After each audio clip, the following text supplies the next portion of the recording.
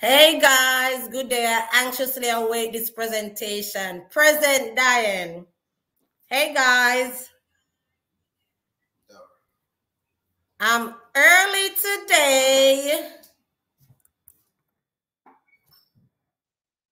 I know you all are so excited for today's live. I am so excited as well. Go ahead and give your attendance in the chat box. Make yourself seen there in the comment section as we wait for the others to join. It's now 5:59 p.m. We are supposed to start at 6. Present long time, Diana Ricketts. Very good. Hey, Angela. Hey, Tiffany. Hey, Michelle Henry Scott. Why am I calling the lady earlier? Hey, President. Yes, Peter Gay and Jessica. Tamika. Ready. Present. Ready and waiting for the moment you guys have been waiting for. You have spoken. Hey, Fola. I don't know if I'm pronouncing it right. You have spoken and have listened. You say you want to hear from other teachers, their experience. I know you're waiting to hear from, hey, Denise and Vanessa. I know you so badly want to hear from a teacher in Teach Savannah, and I'm definitely working on that. But today we have with us a lovely young lady, and she's going to be sharing with us her experience. We do a class away. Yes, Diane, class in a long time away. So guys, it's now 6:01, so I'm going to begin. Or should I give a few minutes more for those who will be joining us? It is my first time on this platform. Seemed like I've missed a lot. Yes, Tamika, you have missed a lot. So you need to go ahead and subscribe so you can be up to date with everything present. Dana, see you now, marking your name, Dana. You want to go ahead and subscribe and turn on the notification bell so you don't miss anything that's next to come. Welcome, Tamika. Thank you, Diane, for welcoming her. So yes, today we have a lovely international teacher from our own Jamaica land we love, and she will be sharing with us her experience as an international teacher. So let me go ahead and tell you a little about our guest today.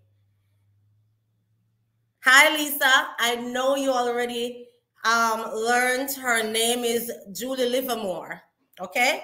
So this lady, ladies and gentlemen, Julie Livermore have been in the United States for several years now, which she'll explain that some more. But I want to tell you that today she will be with us in live and in living colors.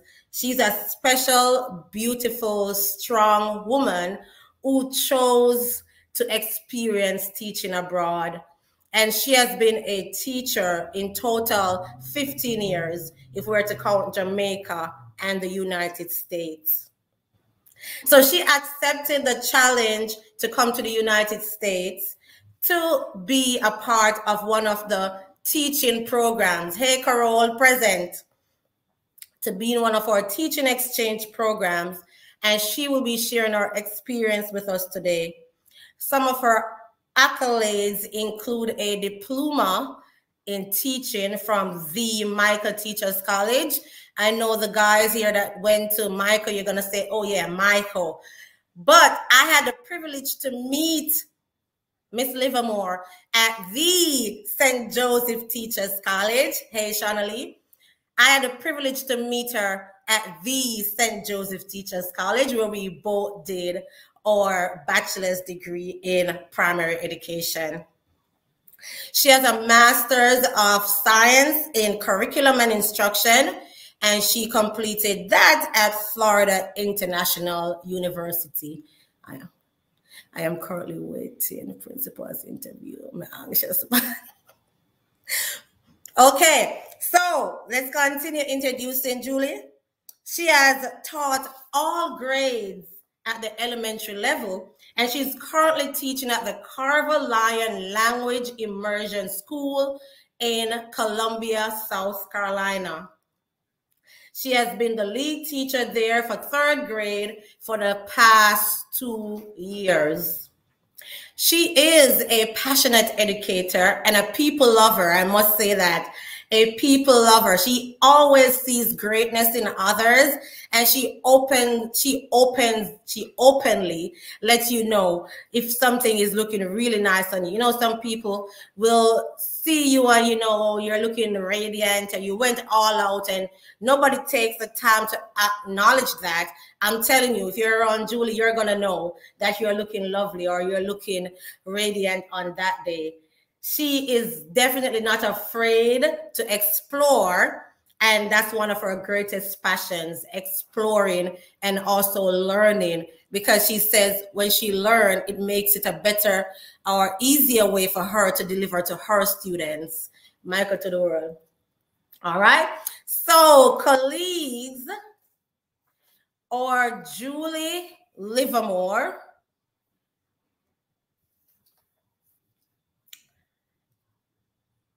will be joining us shortly, and I want you to make sure that you have your questions for the question and answer segment.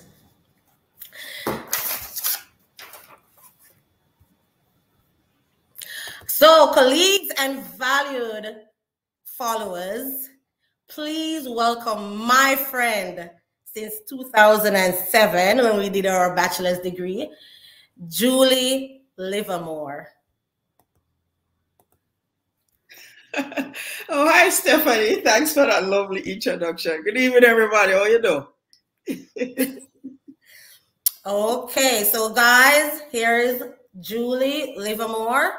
I don't know if you want to say anything, or should we get straight into it? All right, before we get into anything though, I want to use this opportunity to say congratulations to you again in achieving your doctorate. You know, that is a major milestone. I know it's not just yesterday, but you know, just merely putting up you on my status for 24 hours never quite do it. So I just want to say congratulations on achieving that milestone. I am so proud of you. And I'm inspired, and one of these days I will, you know, try to take on the challenge. Because, you know, we can't leave Jamaica like dumpling and go back like Johnny Cake. Exactly, and I've been saying that. But thank you, Julie. Thank you for that. Of course. Thank you. And I try to encourage others, when you come on your international journey, make that one of your goals, to at least move from one level to the next, if it's even from your 1st degree to your master's. So I know Julie will be following suit shortly, from her master's to doctorate. Definitely. Yes. So guys, so I did mention that I met Julie. Big up, Julie. Yeah, thanks to the big up. So I did mention that I met Julie back in 2007. Come like Johnny Cake and go like dumpling. I know, right, Diane?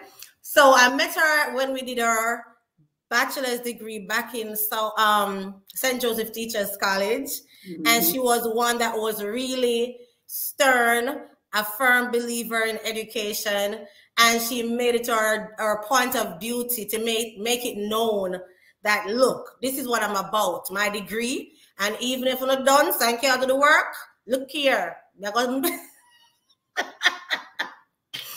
Me, I'm gonna make sure that me find a group where bright people is in and get my work done. Absolutely. So that was definitely some good days, and we really enjoyed that. And here we are today teaching in the United States. So we're gonna get straight into the question and answer segment that I'm gonna be asking Julie first. So she's gonna be sharing her experience. And then at the end, guys, if you have your questions, we'll be taking questions and Julie will be responding. All right, thanks for joining. Go ahead and give the video a thumbs up. If you have not subscribed as yet, go ahead and hit that subscribe button and also your notification bell. Julie, beautiful, strong woman. from Yes. dying. Good. All right, so my first question is, what was your motivation to teach abroad? Oh boy. Well, first of all, let me say I was never foreign-minded, you know, because my comfort was at home, Jamaica, where we grow and live and all that stuff. So I visit to the United States for a week when I can, or 2 weeks or 3 weeks, was enough to have me refresh myself and come back to my teaching job. But after a while, you know, teaching just became somewhat of a routine. So I was saying to myself, is this really how I'm going to be born, live and die? You know, just work, go home, write lesson plans, come again, work, go home, write lesson plans, until each time that takes me to a level of frustration for a while.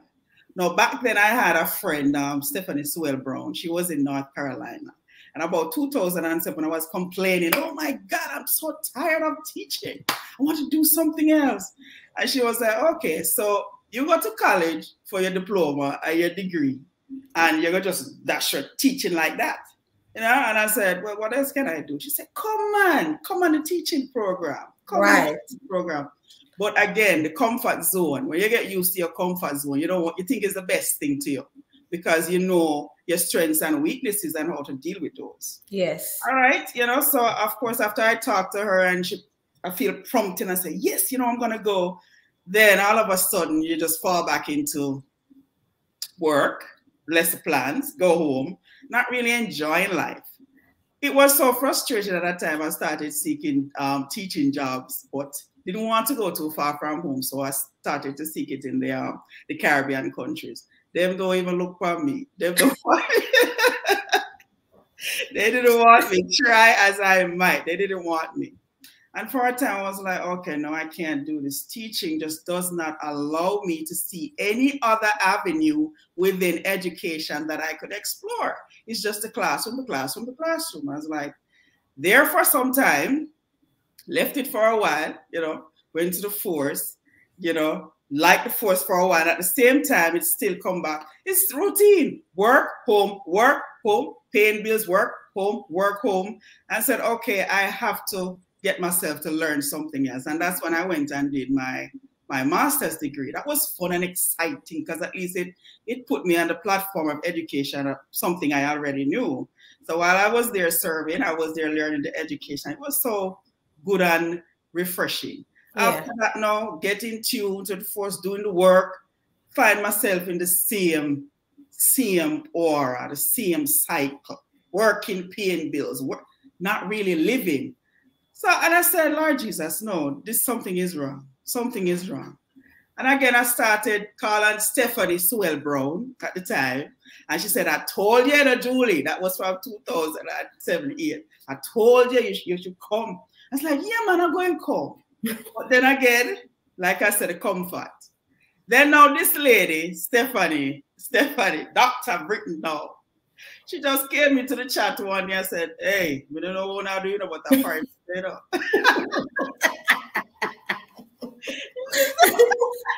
You remember that, Stephanie? Yes, straightforward. She said like 2 weeks.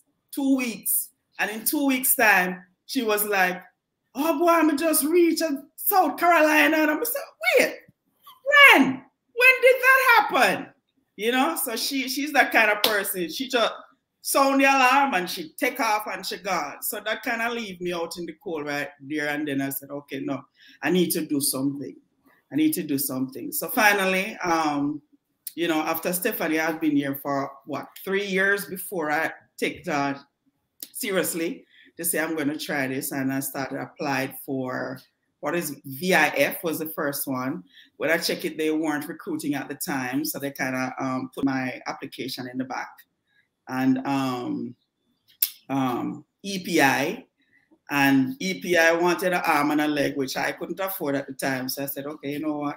I said, Stephanie, what was the name of the program you went on? And she said, Faces, man, Faces. Yes, sis. And, you know, I started asking her questions about, you know, how Faces is. And I like the response that I got. But at the same time, I still didn't quite make up my mind yet. But one day I say, you know what, let me just apply. And if I come to the test and after all of the interview, then I would say, okay, I will go, you know.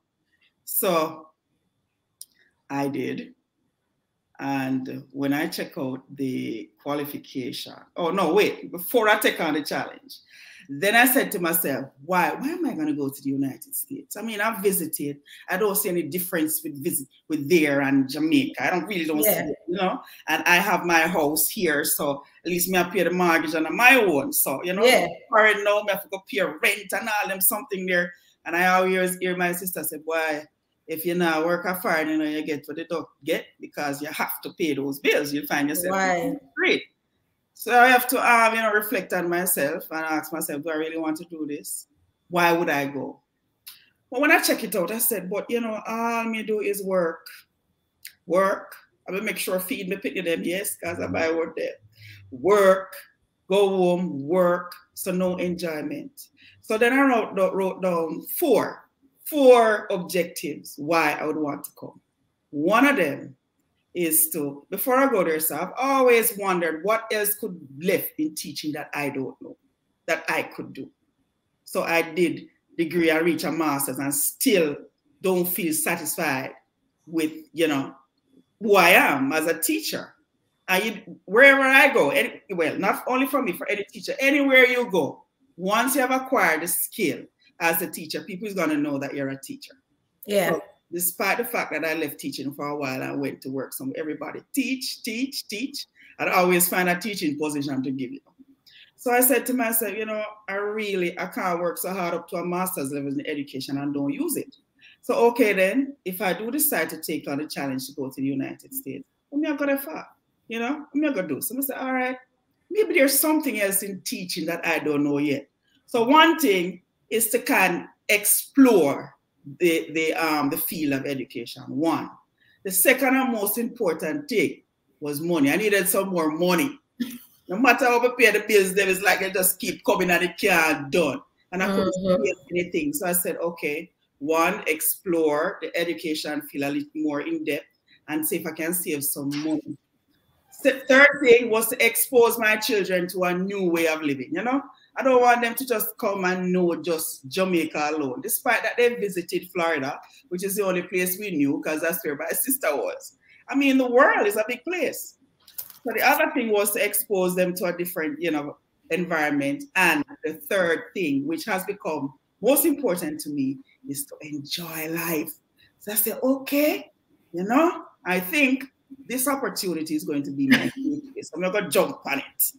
And as much as I was fearful, because Pacey's recruit for South Carolina, and, you know, with my knowledge of the background and, you know, the racism, that has always been my fear. Am I going to meet anybody who's going to chastise me because I'm black?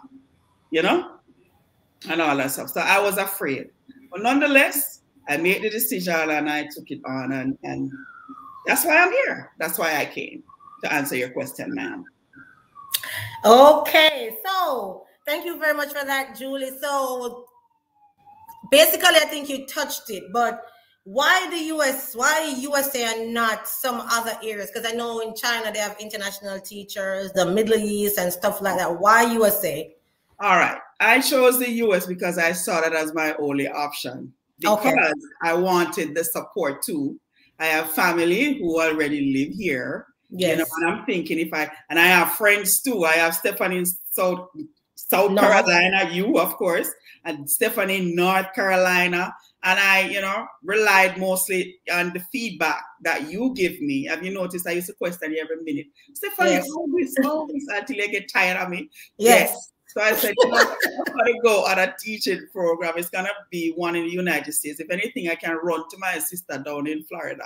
Yes. You know? So I saw that as my, you know, option. Okay. All right. Hey, Anika, thanks for joining. So my next question, Julie, was it difficult for you to get on a teaching program here in the United States? I know you say you got on Faces, but how difficult was it for you? A lot of teachers who are trying to come, they are asking how long it takes or how difficult it is to get on a teaching program. it wasn't a difficult experience with faces, but like I said, I first tried EPI, and boy, I buck up in a brick wall. It's like no matter what they requested, and I would get it put together. There's always something else. I was like, no sir, this too much. Can't bother with that. So then I tried faces, and the process was relatively easy. The requirements were what I already had. They required a driver's license, a first degree, 2 years teaching experience. And of course, you know, you have to have your documents, your certificates, your, what they call it? Credential. Yeah, you get your credentials evaluated. You have your transcript. And the process was really straightforward. It was, let me see, it wasn't hard, but it was tedious. It was a lot to do.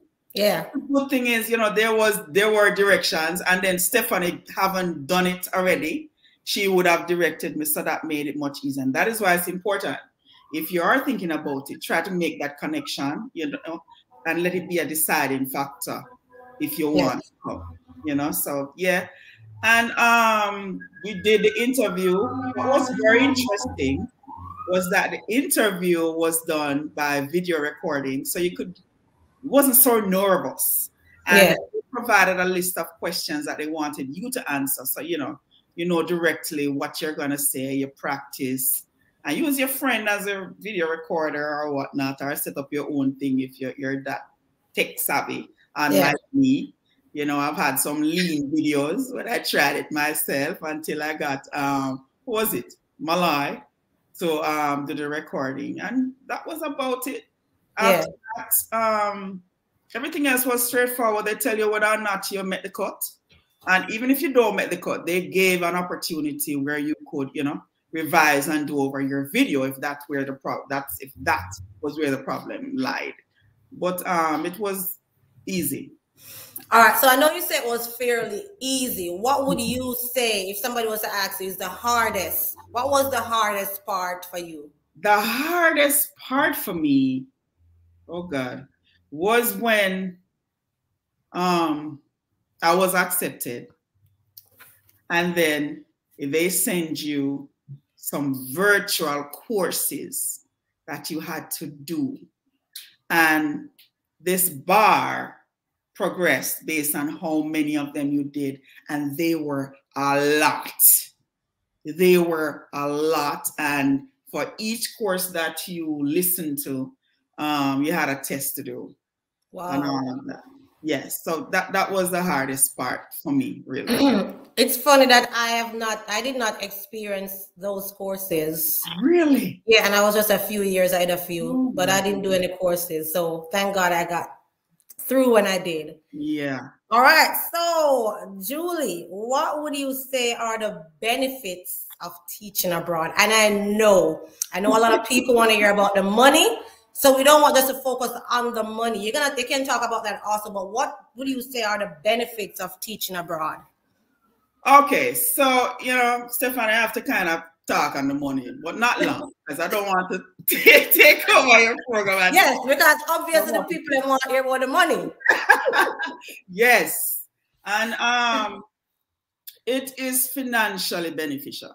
But listen, it is financially beneficial in comparison to in Jamaica. Mark, I said comparison.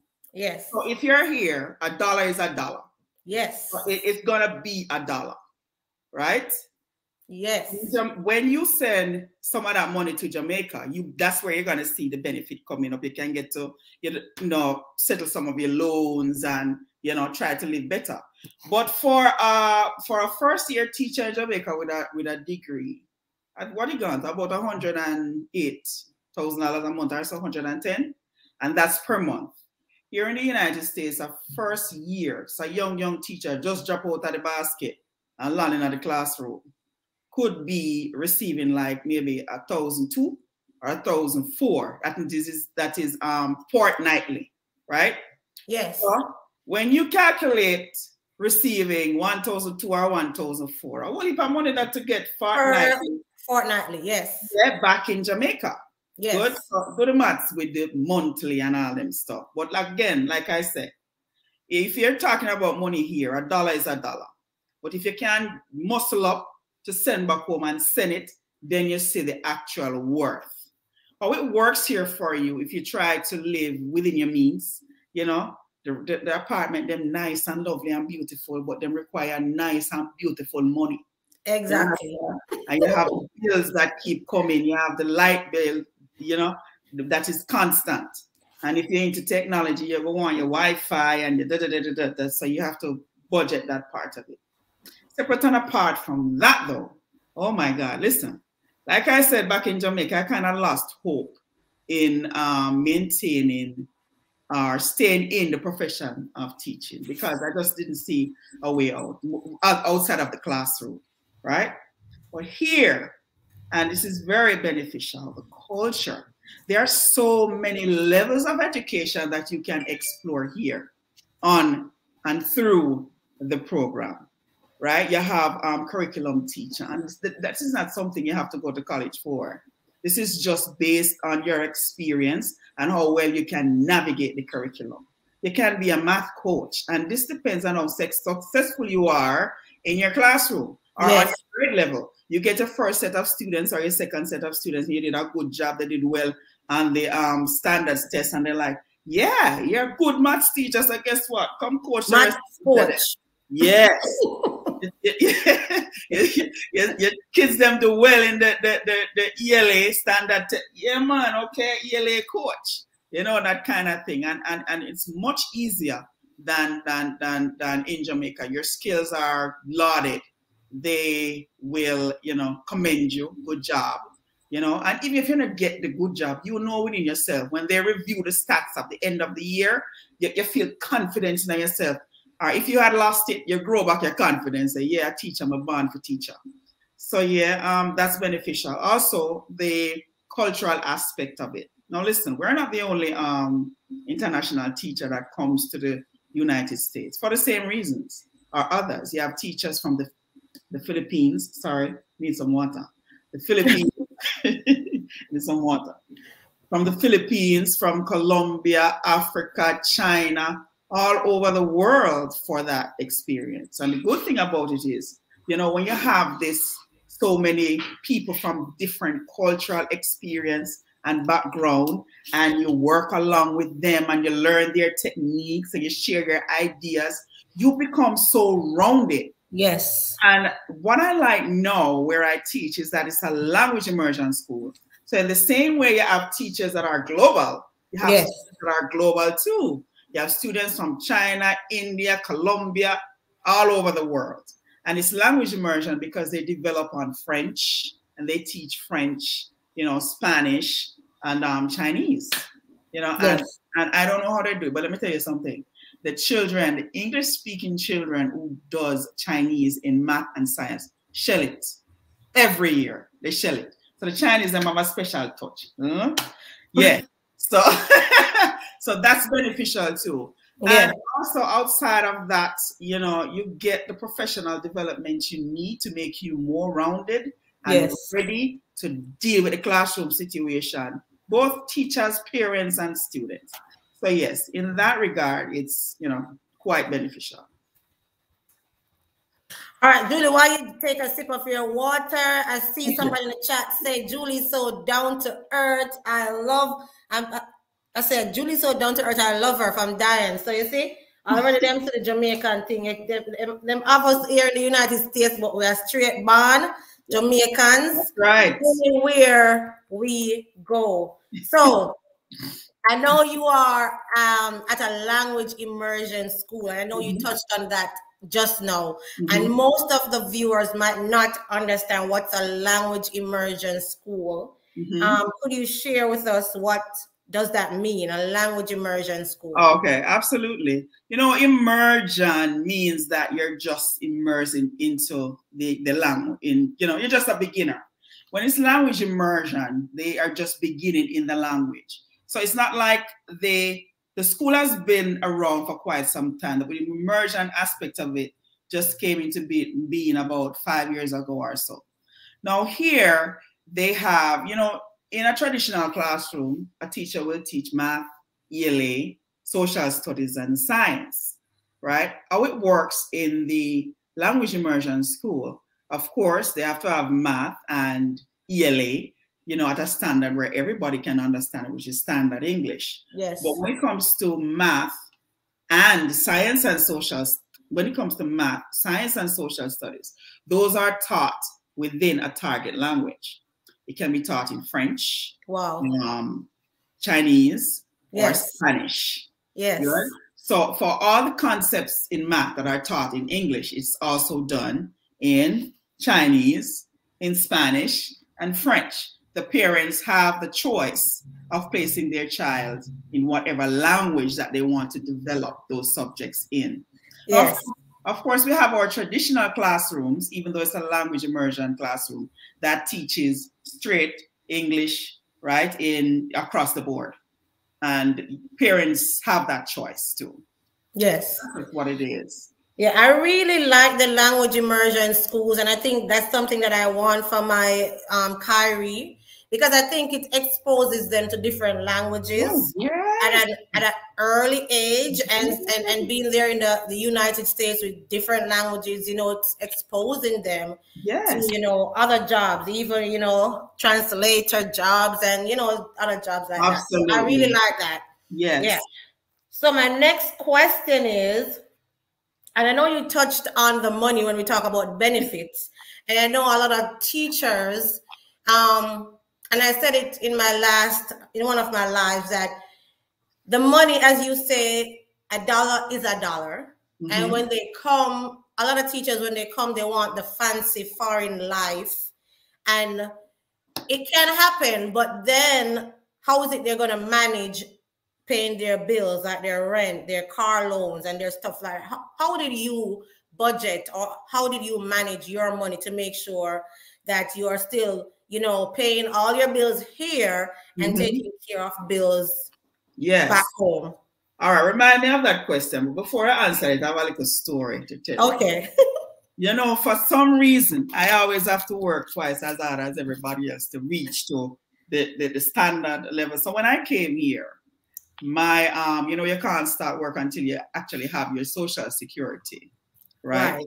So for some reason, my social security got lost in the mail. So I was working for up to about 4 months before I have it replaced. That is before I realized that it's not gonna come, because because of that, I wasn't getting the pay that I should get. I'll tell you exactly how much I was getting per fortnightly. It was $980. Right. $980 I was getting. So I said, Lord Jesus Christ, what is this? How am I going to manage? Right? And knowing that my children didn't come with me, but I had planned that they would come up. I came up on the August, and they should be with me by the October. So I went ahead and rented a 3-bedroom apartment, right? And the cost for rent, now mark you, I rented it with the concept that I'm going to get my full pay. Right. But the full pay never come. Yes. So nonetheless, I had to pay the people them rent. At that time, the rent was $940. And for a 3-bedroom and the area that I'm in, it was quite reasonable. And because I have the quarter dozen pick me, you know, I needed the 3-bedroom for them. So the good thing was I got that twice per month. So the first week pay that I got, I of course make sure I take my rent out of that. Good. So that's $940. That left me with $40 only. At that time, I had a car. So $20 gas, and I pray to God that lasts me for 2 weeks. So much money I have left for light bill, because it was me alone. I could have paid half, and by the time, no, that is not true. Sometimes when it catch up, I have to pay half and then wait until I get the next pay. So the other fortnightly pay that comes now, I would use that to pay cable bill, you know, whatever other bill that I have to pay, and still left with a little $300 at the end of the month. So for the first 4 months, it was hand to mouth. But of course, you must live up to your responsibility in taking care of your rent. Because the people them here don't care about whether or not you're sick or whatnot. They want them rent. And Right. then cut off your lights and these things. But you know, after that, you know, start getting your full pay, make things a little bit easier. And let's listen, because I was getting that, my loans back home kind of start piling up because I didn't have any leftover to send down there. Right. So that was another thing. And you know, getting your full pay, work with it the same way.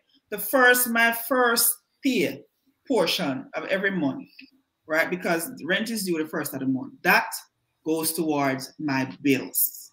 So rent, water, light, cable bill, and me make sure so all of them fall within that time. So the other payment week that comes, that is a little bit more relaxing. Then I can have a little dinner with the boys then. You know, I can cock up my foot and buy an ice cream or so. Can drive somewhere and all that stuff. And later on could send back home to take care of the bills. So you definitely have to budget. And car payments start coming on. God, listen, God good enough, because I'm telling you, when I took out the car, if I had to pay the people, they had this deal where you don't pay the bill for the first 3 months, right? So when you have the car, you have the bill, but you don't pay for the first 3 months, they start charging you. And it was within that time that started coming in. So though I started getting more money, I had to start to pay more bills. So, you know, but you still have to, yeah. And it's something you have to take seriously, because you will find yourself in a rut. That's how I do it. All right. So my next question. Thanks for that, Julie. How do you enjoy the seasonal changes, being that you're an island girl? Oh my goodness. First of all, Stephanie, let's talk about the season. My expected season in terms of people. Let's talk about the seasonal people first. Like I told you, I was scared before coming up, and I was worried based on the area I was told I was going. It is the city, and a lot of, you know, the people of the white race lives, and, you know. So when I was coming, I was like, Lord Jesus, you know, Lord Jesus, these people are going to be so mean. But what was good, when I came, they were so pleasant. Everybody was like, hello, good morning. Where are you from? You know, they wanted to know me. I was like, oh, yes, man. Yes, man. I guess someone will come, man. Yes, man. Okay. So when I came, it was the summer, and it was warm. So I was saying, what am I talking about foreign cool? Yeah, it's warm. And the flowers were blooming and the birds were chirping and all that stuff. I enjoy the summer, except one little thing. When it's hot, it's hot. And the heat goes on throughout the day, throughout the night, yes, in the morning. It's just hot. To get up out of your bed at 3 a.m. and walk outside. You go out there, the breeze, if any is blowing, is going to be warm, right? So that was an eye opener. So it was then I realized when people catch heat stroke, heat stroke them get, because at that first instant, I just got up. The car was out there parked. I haven't been outside for like 2 days. So I said, okay, let me run up to the supermarket. Just go, pop the door open and go inside the car. The heat, I don't know where it was going in my ears, but my ears was like it was going to bust. I have to come out of the car and say, no, the heat. I breathe in the heat. I have to go back in and just totally shower, Stephanie. I was so hot.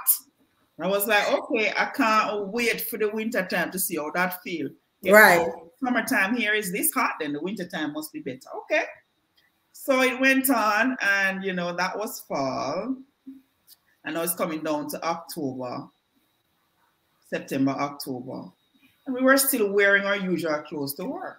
Until in the latter part of October, I bust my front door open one morning, ready for work, in my my heels and skirt, suit.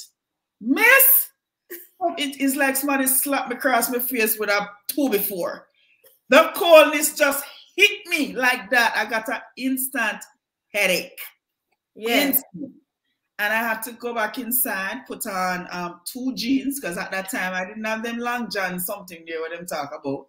Put on 2 jeans, a shirt. Good thing I had a big jacket, so big, because by the time I just lose look weight and look nice, and the big jacket could have fit me again. But anyway, I just throw it on and went on my way.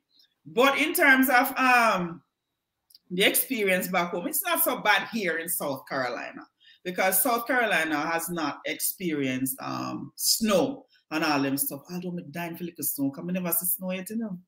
So, but it's okay. It's okay. I mean, you can deal with the cold, but the heat, you may have a problem with it. As a Jamaican, it's not a kind of heat that you have ever felt before, honestly. Yeah. Mm-hmm. But Julia said you didn't see snow before? Never. Only so it doesn't snow often in South Carolina, and since I've been here, it has only snowed once. Yes, that's what I heard. Once, and it was like devastating, I heard. Not to me and my kids, because it was the first we were seeing snow. Oh. Only once, and that was like since 2015, and it was some snowstorm that they had in New York. Exactly. While we had gotten snow, so it really doesn't snow here. But hopefully you'll get to see it soon. Yeah, man, who wants to look at snow, man? Hey, Denise. All right, so we're gonna get straight back into it. Julie, my next question: can you talk to us about your average class size, and talk to us also about your students? What are your students like, and what's your average class size? Oh, like I said, I teach, okay, initially I have 4th graders, and those were from a traditional setting. So, you know, those students were from the inner city, more like what we have an experience there in Jamaica, but on a different scale. We can talk about that next time. But if there are questions, I'm willing to answer. Okay. When I had that class, it was 16, but at that point, I shared classes. So together, it was like 36 students. But because at that time, I only taught science and math, and another teacher for the grade taught the ELA and social studies, were kind of split. So I would see 16 students first, and then the other 16. So even though there were that many, it still wasn't so strenuous. For my second year, 3rd grade, I had, 12 students. That was awesome. But then it was a tradition. Must be. Yes, it was. And since then, it has been between 10 and 12. Currently, it has been 10. So it's awesome. My 10. Students, 10 students. So my students are from a different, you know, different types of backgrounds. You have the upper, middle, and, you know, the usual class together. And it is so awesome to see them work together. Children these days, you know, is not so oblivious to the differences that we had when we go back. They know who has money. They know who don't. Yeah. The good thing about the mindset is that they kind of gel well with each other, because you would see the students who are not used to, you know, the street kind of living, they are pulled toward those who can, because they give them some jokes that they would probably only think about. So, you know, they gel well. They're very, very intelligent students. Not per se academically. Not everybody is on par academically, but when you talk to them and ask them questions, they're able to respond to you. Yes. Intelligently. Yes. They're very mannerable. I mean, it's 3rd grade. They're moving up from 2nd grade. So the most problem you'll have is, God, the chatting. And, you know, that is everywhere. But everywhere. Yes. Behavior, they're easily corrected. Not like the 4th graders I had. Yes. When I you know?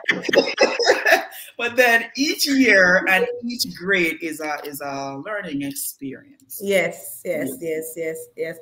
All right, thanks for that, Julie. I know a little about language, the language immersion, and I know currently you are a part of the language immersion. So in the mornings, that's when you do your teaching. Right. So can you explain how that works for you as being in the language immersion?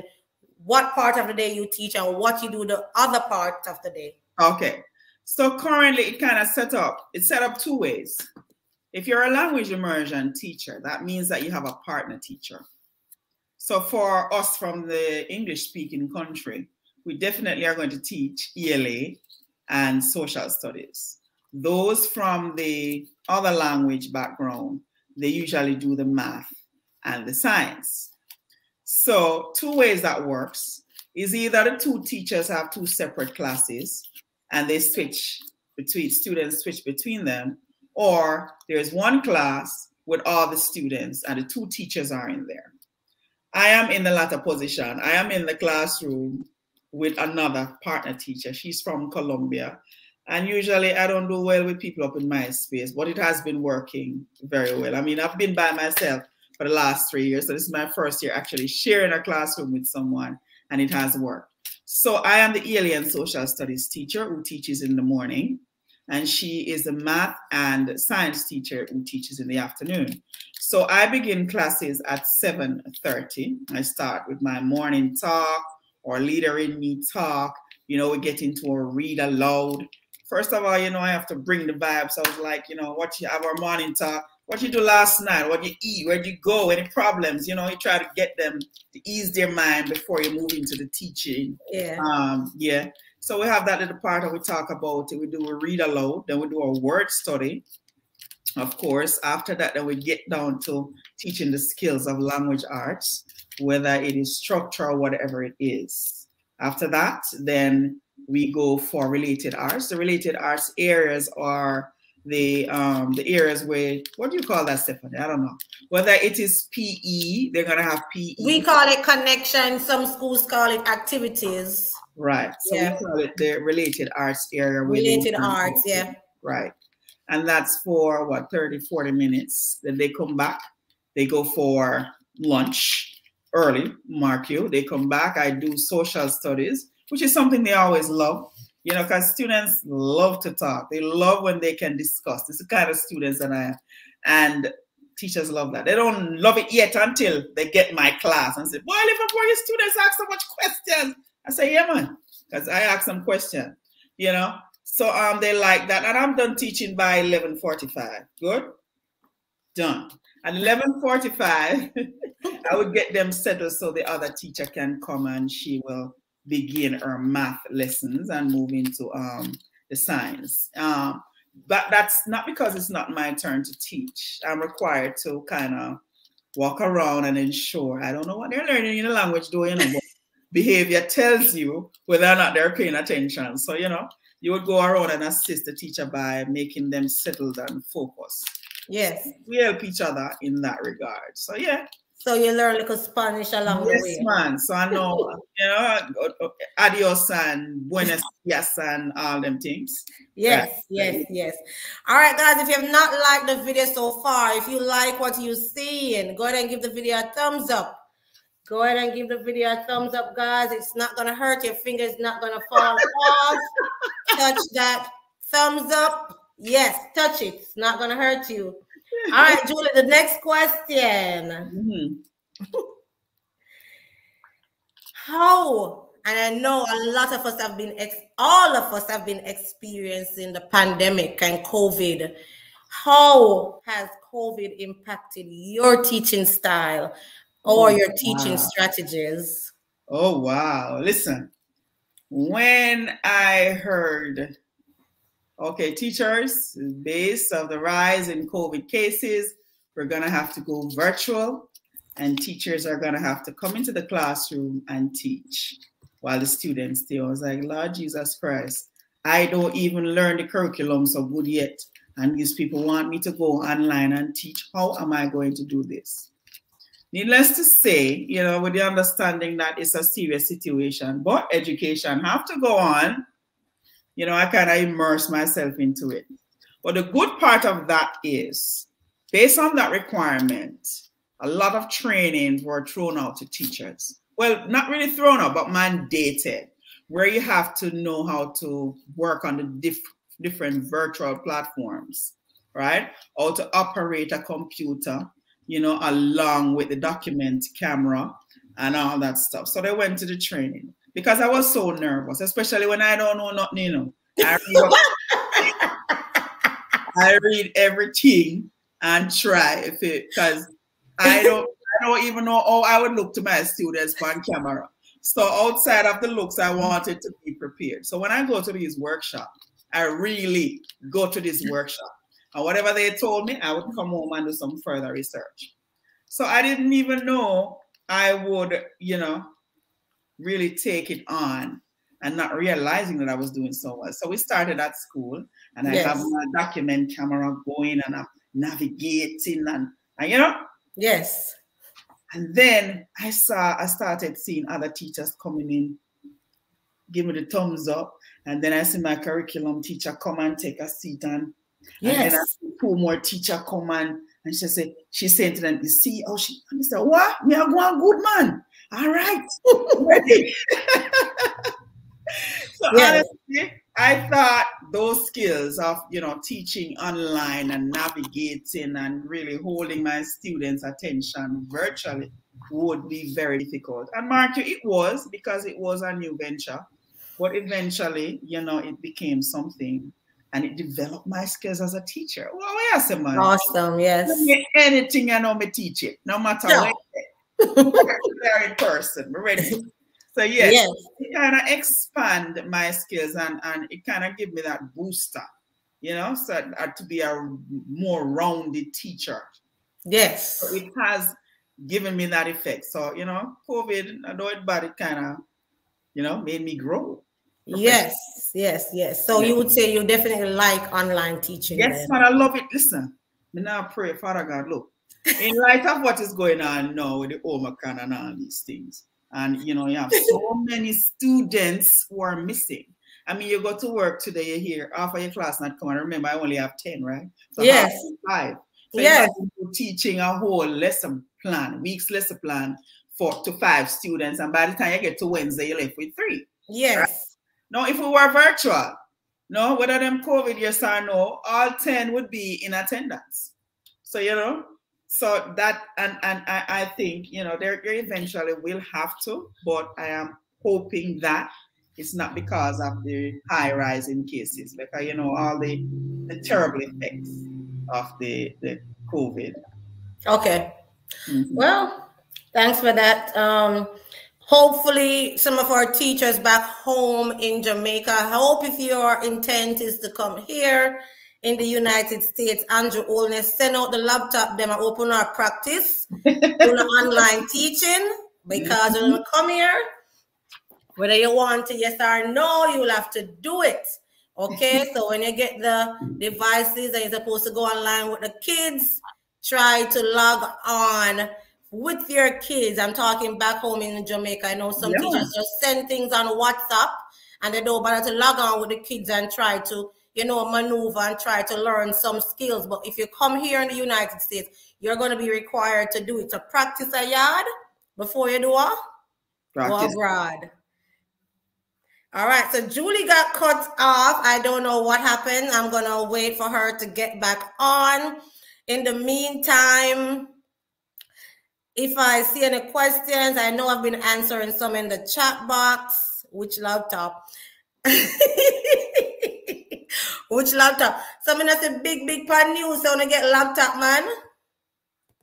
Okay, she's back with us. Yes, I apologize. I don't know what happened. That's fine. That's fine. Yes. All right. So the next question now, Mr. Livermore, is are resources readily available in your school district or in the classroom? Teachers, let me tell you something about the resources now.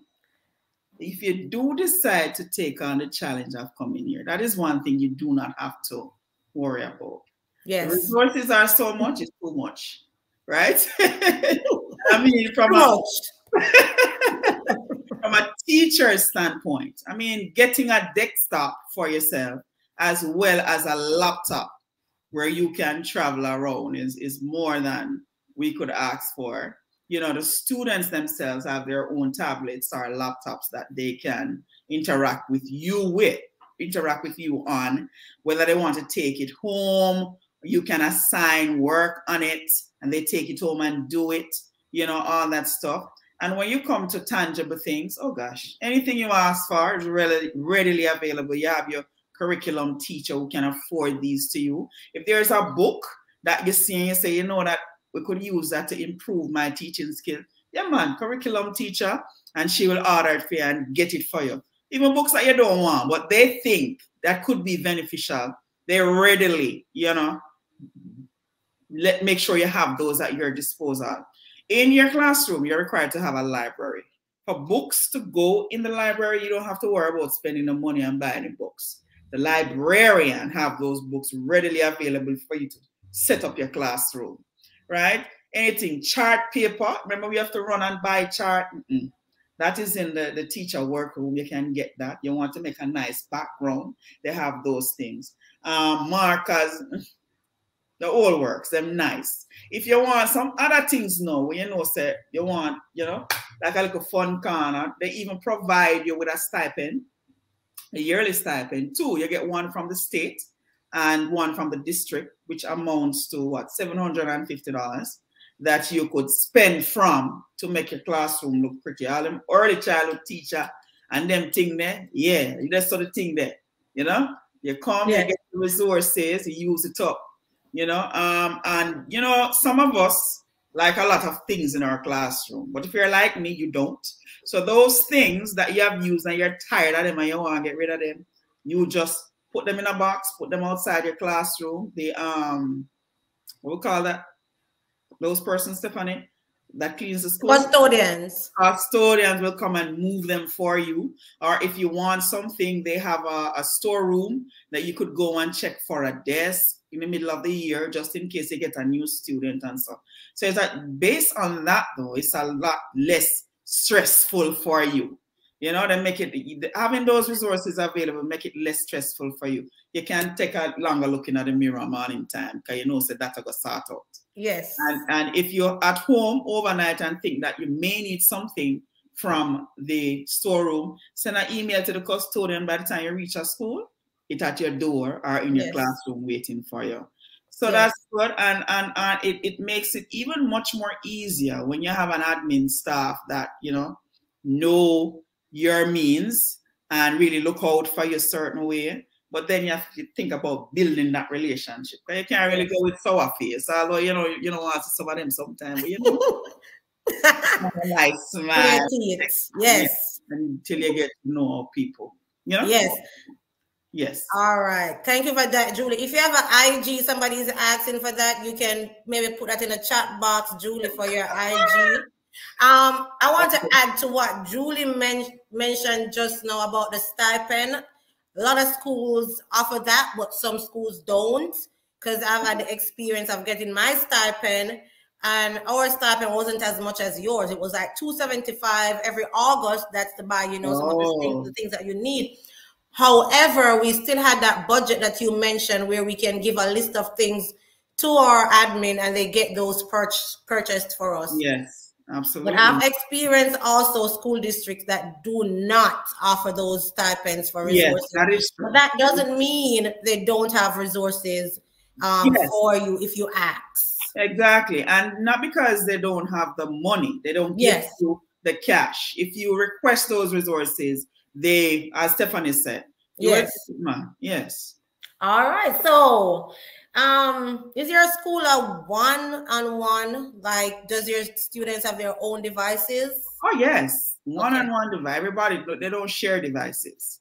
Okay. And they have a surplus too, in case that one gets damaged and they have to change it out.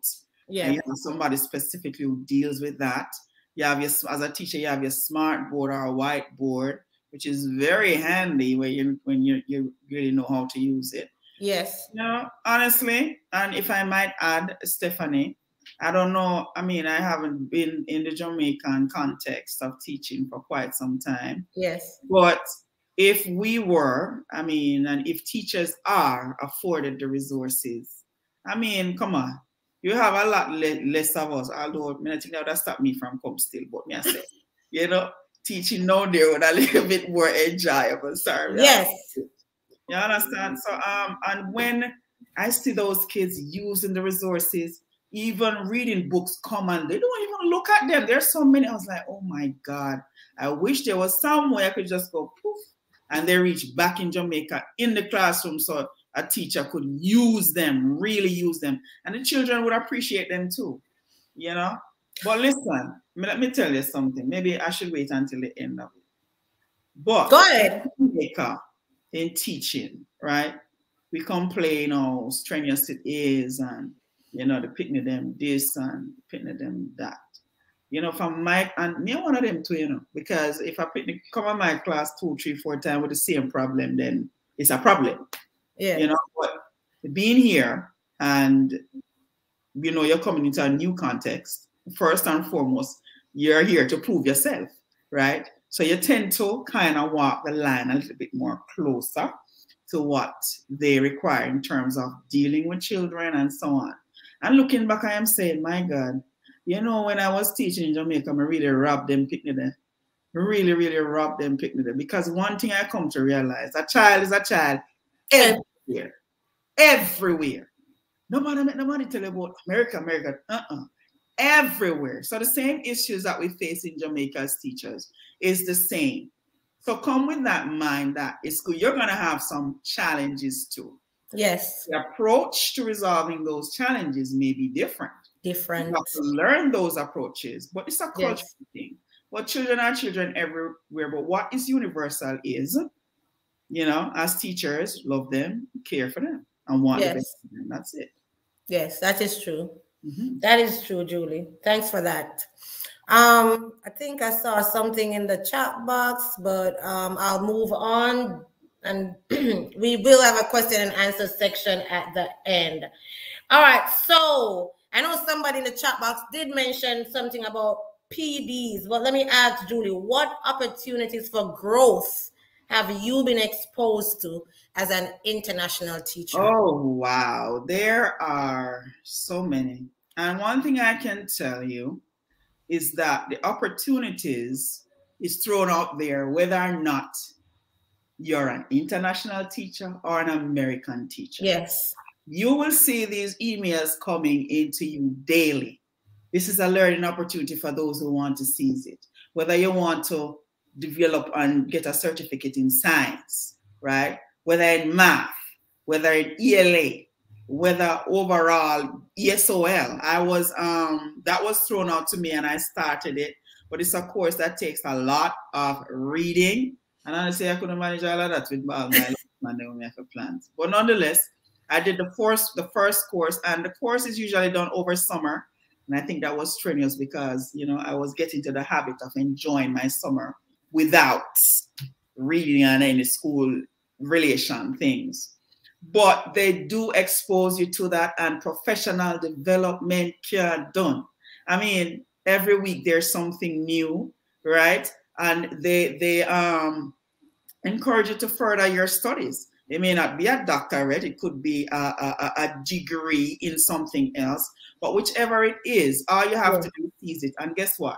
Not many American teachers take up the offer. So when you do, you know, you could see some benefit coming from there. Let me turn this off.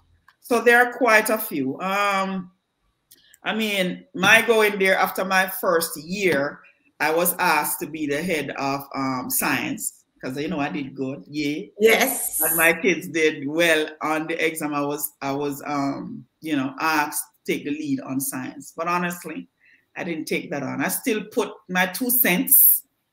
But I mean, like I said, you have teachers from all different cultures. How am I going to relate to them, teaching them how to teach science? It's kind of difficult, but now I could do it because I'm used to those people. Yes. And then after my first year, I was asked to be the grade level team leader, which is awesome. And it kind of put a little oomph in my, you know, in my confidence as an individual and as a teacher. You know, leading 8, 9 teachers, it's awesome. You know, and when you build that team of support, you know, I have a very good team. So big up Michelle, you're supposed to depend on the line. But yeah, you know, so it's there for you to seize. And the good thing is, and not in all instances, they will see your worth and recognize you for it. In the moments that they don't see it, and you know, say, boy, you know, say somebody should have pat you on the shoulder, or yourself, pat yourself on the shoulder. Yes. and feel confident that you did it. Yes. Because let me tell you something. Jamaican teachers, especially, you're highly rated. So when Yes. you step in a classroom, bring it, because they're expecting you to bring it. You understand what I mean? But yeah, you know, just seize the opportunities. There are plenty. And again, the district, this is district wide. They don't say, okay, don't give that to the international teachers. Give that No. over to the American. No, it's not like that. Once you're certified teachers, because they have certified and you have instructional teachers, they call you certified, right? Yes. Once you're certified, they throw it out there to you. They have their website of opportunities. If you're teaching and you're browsing the website and you say, well, you know, so I want to try to be a reading coach. I think I'm good enough, you know. Just tell in your application. You understand? And you are given the same, you're scrutinized on the same level as anybody else. And you know, we always come on top because we're good like that. But yeah. Yes. Yes, I want to add to that. Jamaican teachers, we are expected to do well, because apparently the Jamaican teachers who have been here before us, they have shown them that we have greatness in us. Oh, yes. Yes. And so once they see or hear that you're from Jamaica, the expectation is that we're going to be doing well in the classrooms. Mm-hmm. And we have Jamaican teachers here becoming teacher of the year, instructional coaches, reading coaches. I mean, after first or second year, they are being recognized because, as Julie said, we always bring it. Yeah, always bring it. Look about yeah, man. Simple as that. There's no really little thing about we, you know, but you know what I mean. Well, we're big. Big. All right, let's move to the next question, Julie.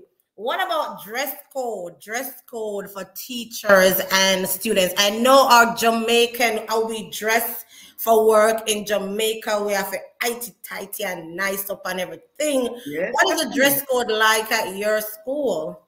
Okay, so first of all, you know, in Jamaica, them kind of groom us into our stockings and you know, that professionalism. Don't lose that, you know. But in the American context, it's a little bit more relaxing. Yes. Both for the teachers and mostly for the students.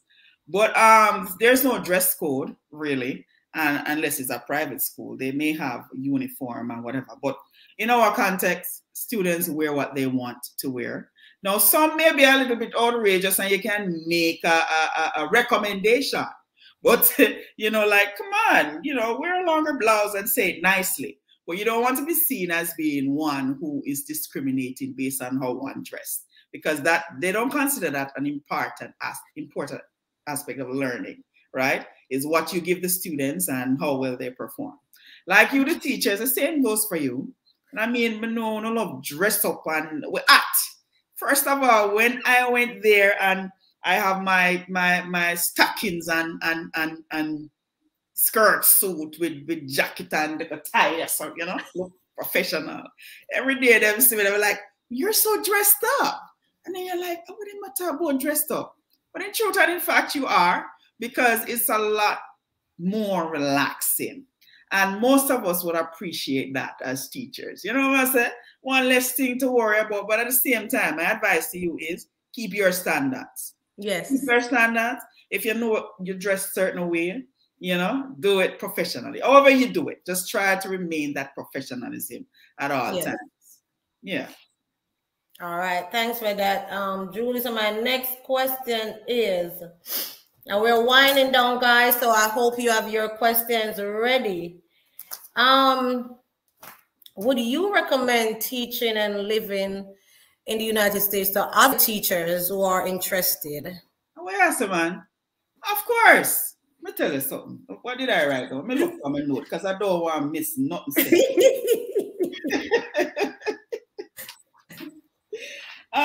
Look, of course, I would encourage anybody to take on that opportunity because I know for a fact that what I faced as a teacher working in Jamaica, and Jamaica is not the worst place to work, let me tell you that, right? Yes. I'm talking about the mental aspect of it.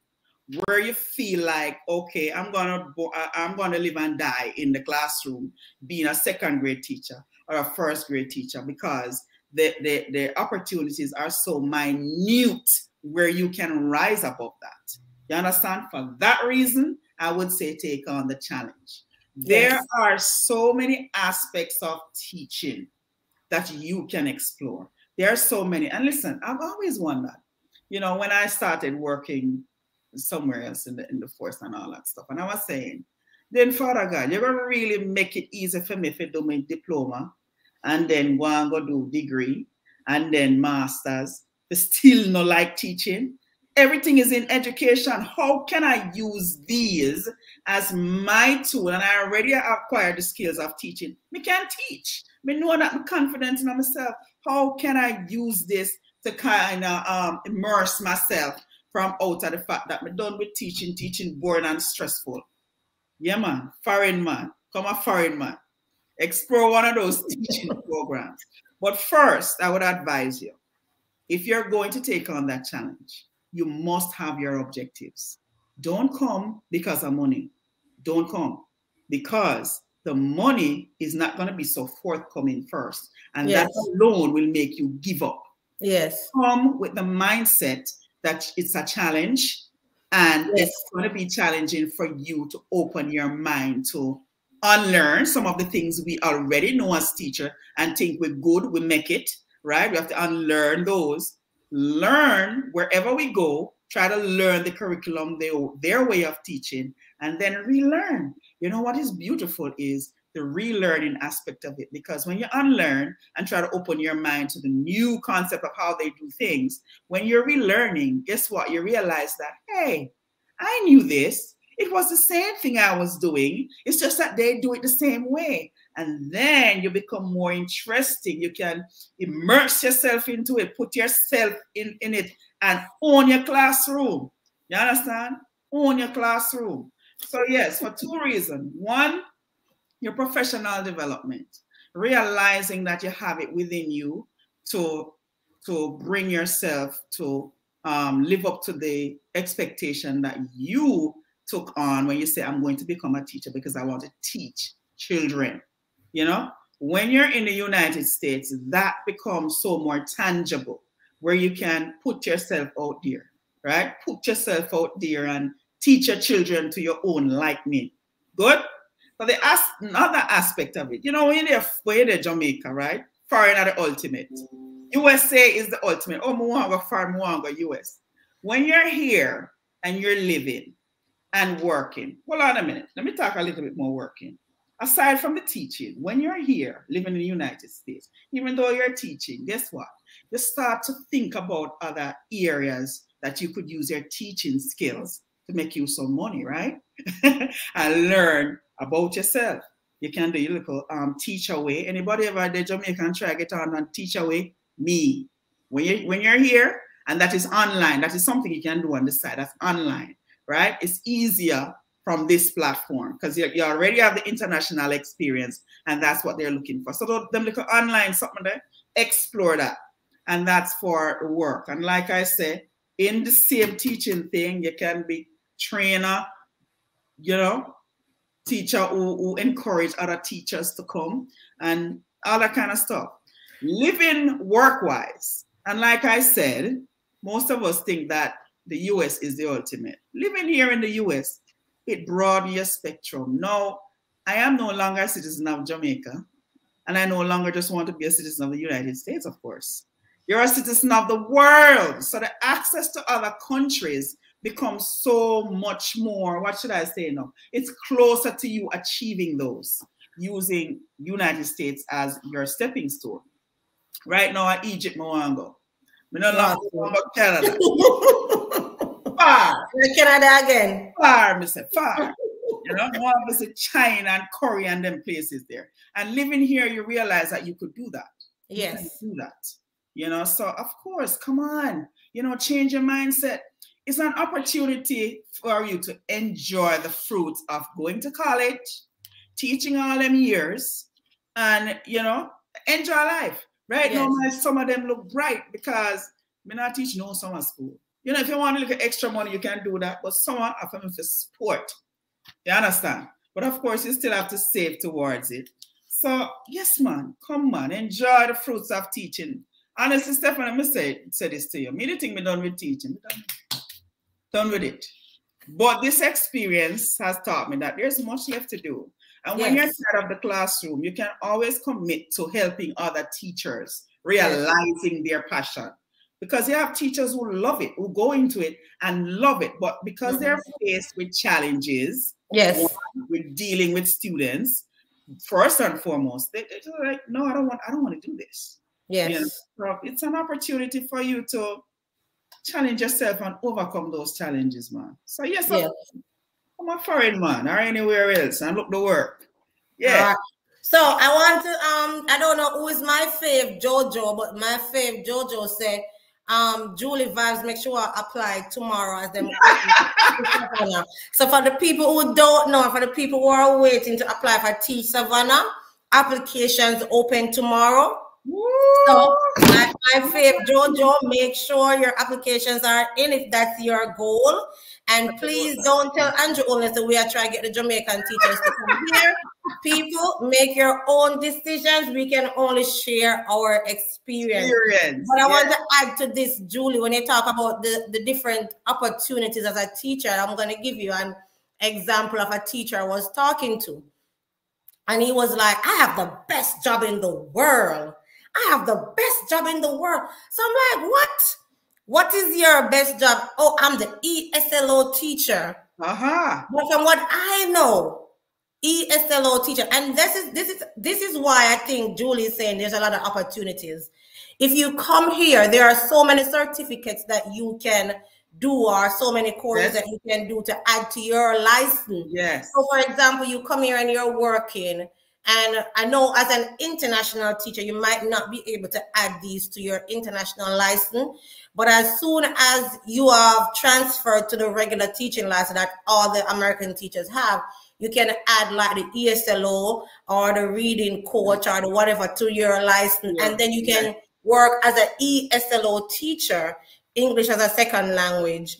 And he was like, I have the best job in the world. So that as an ESLO teacher, you're not tied down to one classroom where you're teaching this one set of students every day. Know your experienced students from different classes and engaging them in learning and, you know, getting a bit more out of teaching. So I just wanted to add that when you said there's so many opportunities. In total agreement. And that's why I took on the course of the ESOL teacher. It's I mean, you have to know English language, because the ESOL students that you get are those from the cultural background who speaks different language. And you want them to make the connection with their language and English. So, you know, a student from a Spanish background knows the same thing that we know, but in a different language. So the teacher is going to help that students to make the connection. In English, we say hat. In Spanish, they call it another name, but it's the same thing. So it's using those charts and those picture cards and all that stuff. And the thing is, you don't have a child for the entire day. I have students in my class who goes to ESOL for half an hour. And you don't have to work that in, say, all right, at the end of the year, I want them to be reading straight language like, say, they're born in America. No, it starts from the earlier grade. So it's a process. So there's stress on you to, okay, do this. So the man, right, is the most beautiful job in the world. At the end of the day, they don't have to prepare any reports and so on and so forth, even though that's not a challenge anymore with the kind of platforms that we have. Well, all right, so we're winding down. I think I have just 3 more questions and they're basically intertwined. So let's get to this one first. If a teacher was to ask you for advice on teaching abroad, I think you have maybe covered that. What would you say? I think you have covered that. I still have a little more for say, man. We can say a little more. Go ahead. All right. The first thing, and I'm going to say, is come with an open mind. Come with an open mind. Yes. That is important. And let me tell you, I'm saying this because of what happened to me. I'm Yes. kind of hard-headed, you know. My hard-headed. I want to know something. It's very difficult for anybody to tell me anything else. Yes. I know something and it works, and it may go use because it works.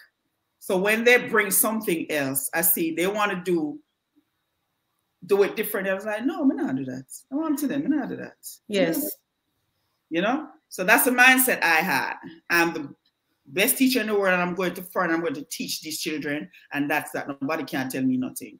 No, I met up in a brick wall when the curriculum was introduced to me, because the curriculum as it is not the curriculum like ours. I mean, it's a curriculum that have the components, but how they go about it is different.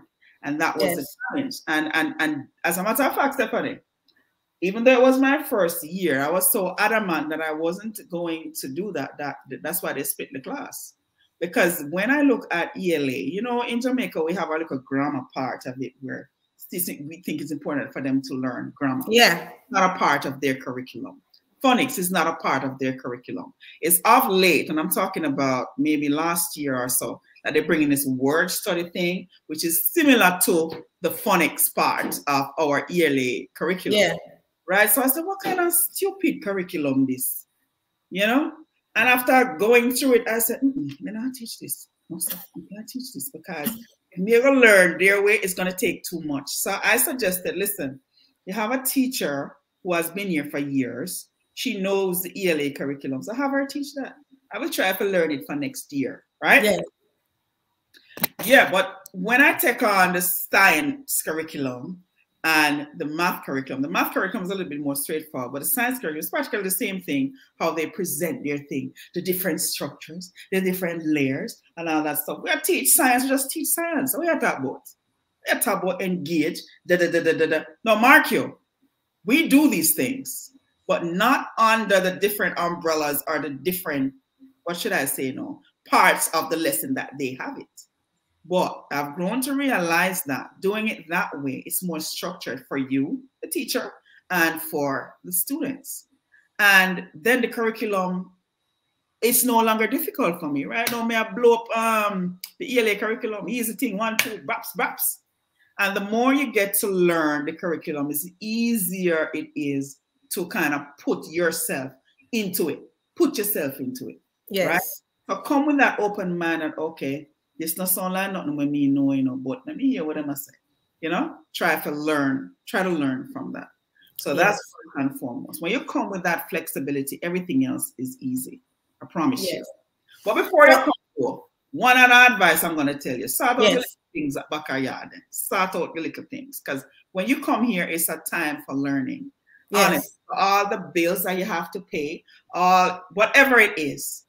Since you're not going to be there, figure out a way how you're going to continue to live up to those responsibilities. Because if you don't, it will stress you out. You'll be here teaching and learning, and then your mind is back home, and you're not going to, you know, really put yourself into the experience. So get that started out first. Yes. So in a nutshell, what I'm hearing, Julie, flexibility. Flexibility. Open-mindedness. Open-mindedness. And stress-free. Stress-free.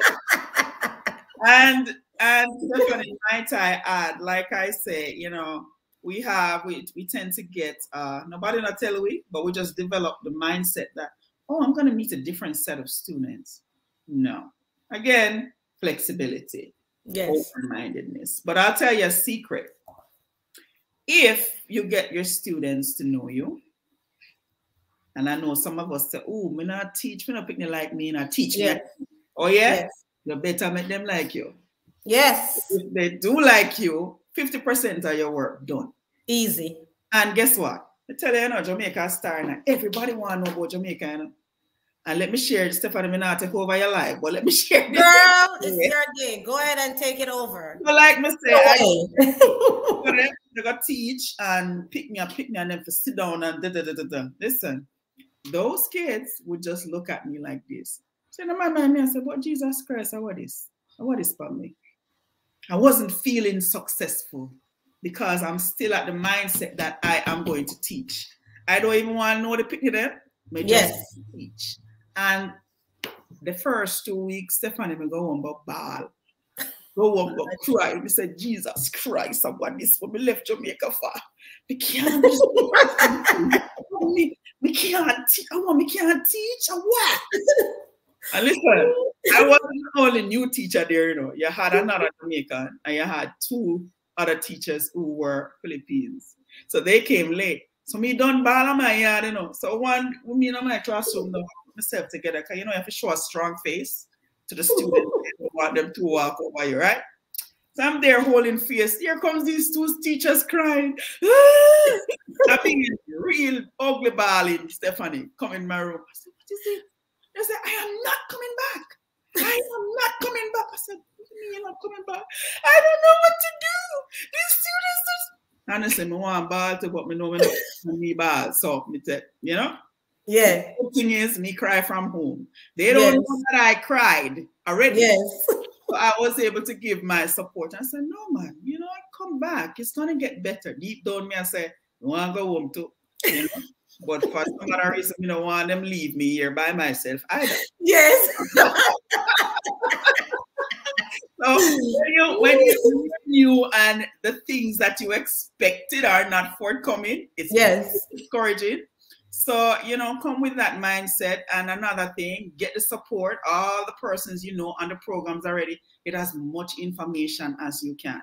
You know? And read. And don't feel anyway when you come and they're throwing out PDs and some acronyms at you and you're going, head.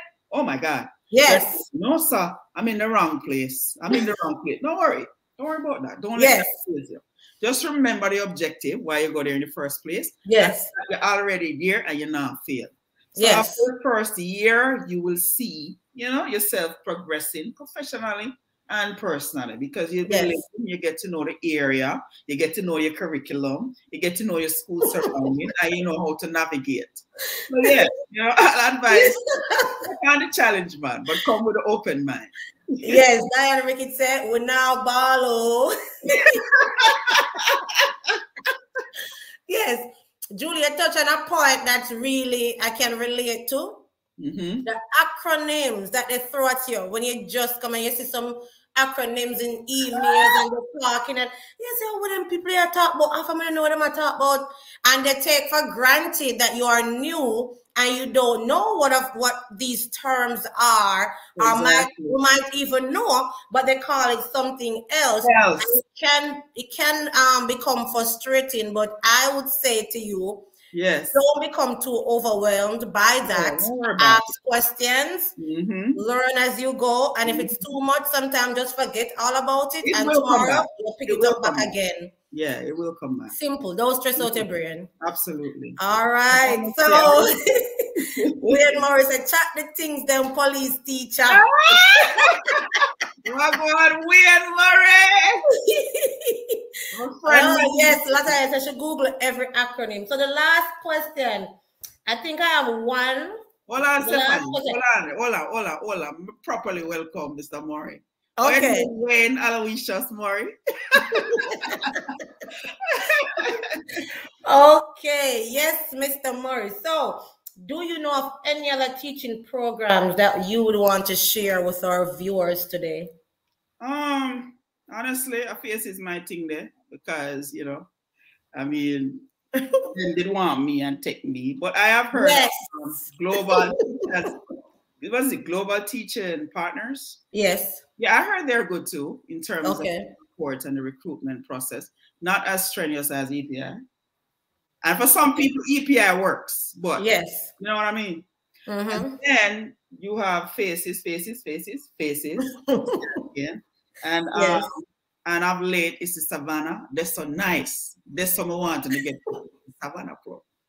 No, listen, for the J1 programs, because that's what I know. That was what was available and I was knowledgeable about, right? But no, you have a new development where programs are recruiting on the H1, which is a closer step if you have dual intentions. But needless to say, if the J1 is available to you and you feel like it's something you want to take on, it's actually the same process. But, you know, that's all I know. That's all I know. I don't know much about. Oh, I also have learned of TPG. I'm not sure what that is, but if Michelle is in the live, she should be able to tell you more about that one. And that one recruits for Florida and South Carolina. If we didn't know that, we'd probably gone to Florida, because I love Florida. But yeah, those. Yes. But, you know, I mean, just read up about them. Read about them. And if you see one that you're interested in, call somebody who you know is already on it and get their feedback before you actually make up your mind that that's the one you want to go on. Yes. Yeah. Mm-hmm. Yes. So we're going to go into the question and answer section, guys. Mm-hmm. Julie, I want to thank you again for sharing your experiences with us while they get their questions ready. Julie, while you take your sip, I know I forgot to give you this intro earlier today. What but intro? Guys, we're going to give you 30 seconds to get your questions ready while Julie drinks her water. Odd answer.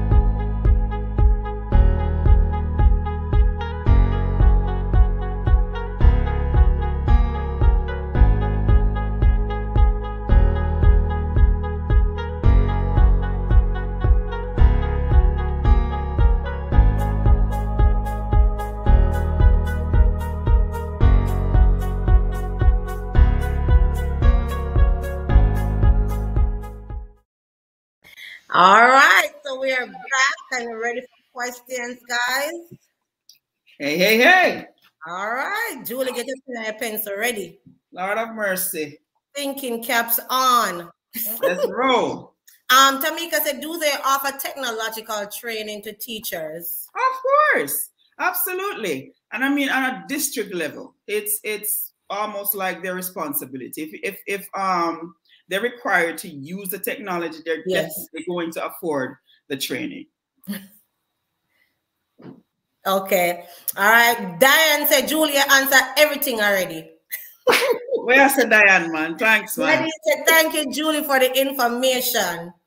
You're welcome. All right. I don't know if I missed any questions earlier, so let me go up since I'm not seeing any.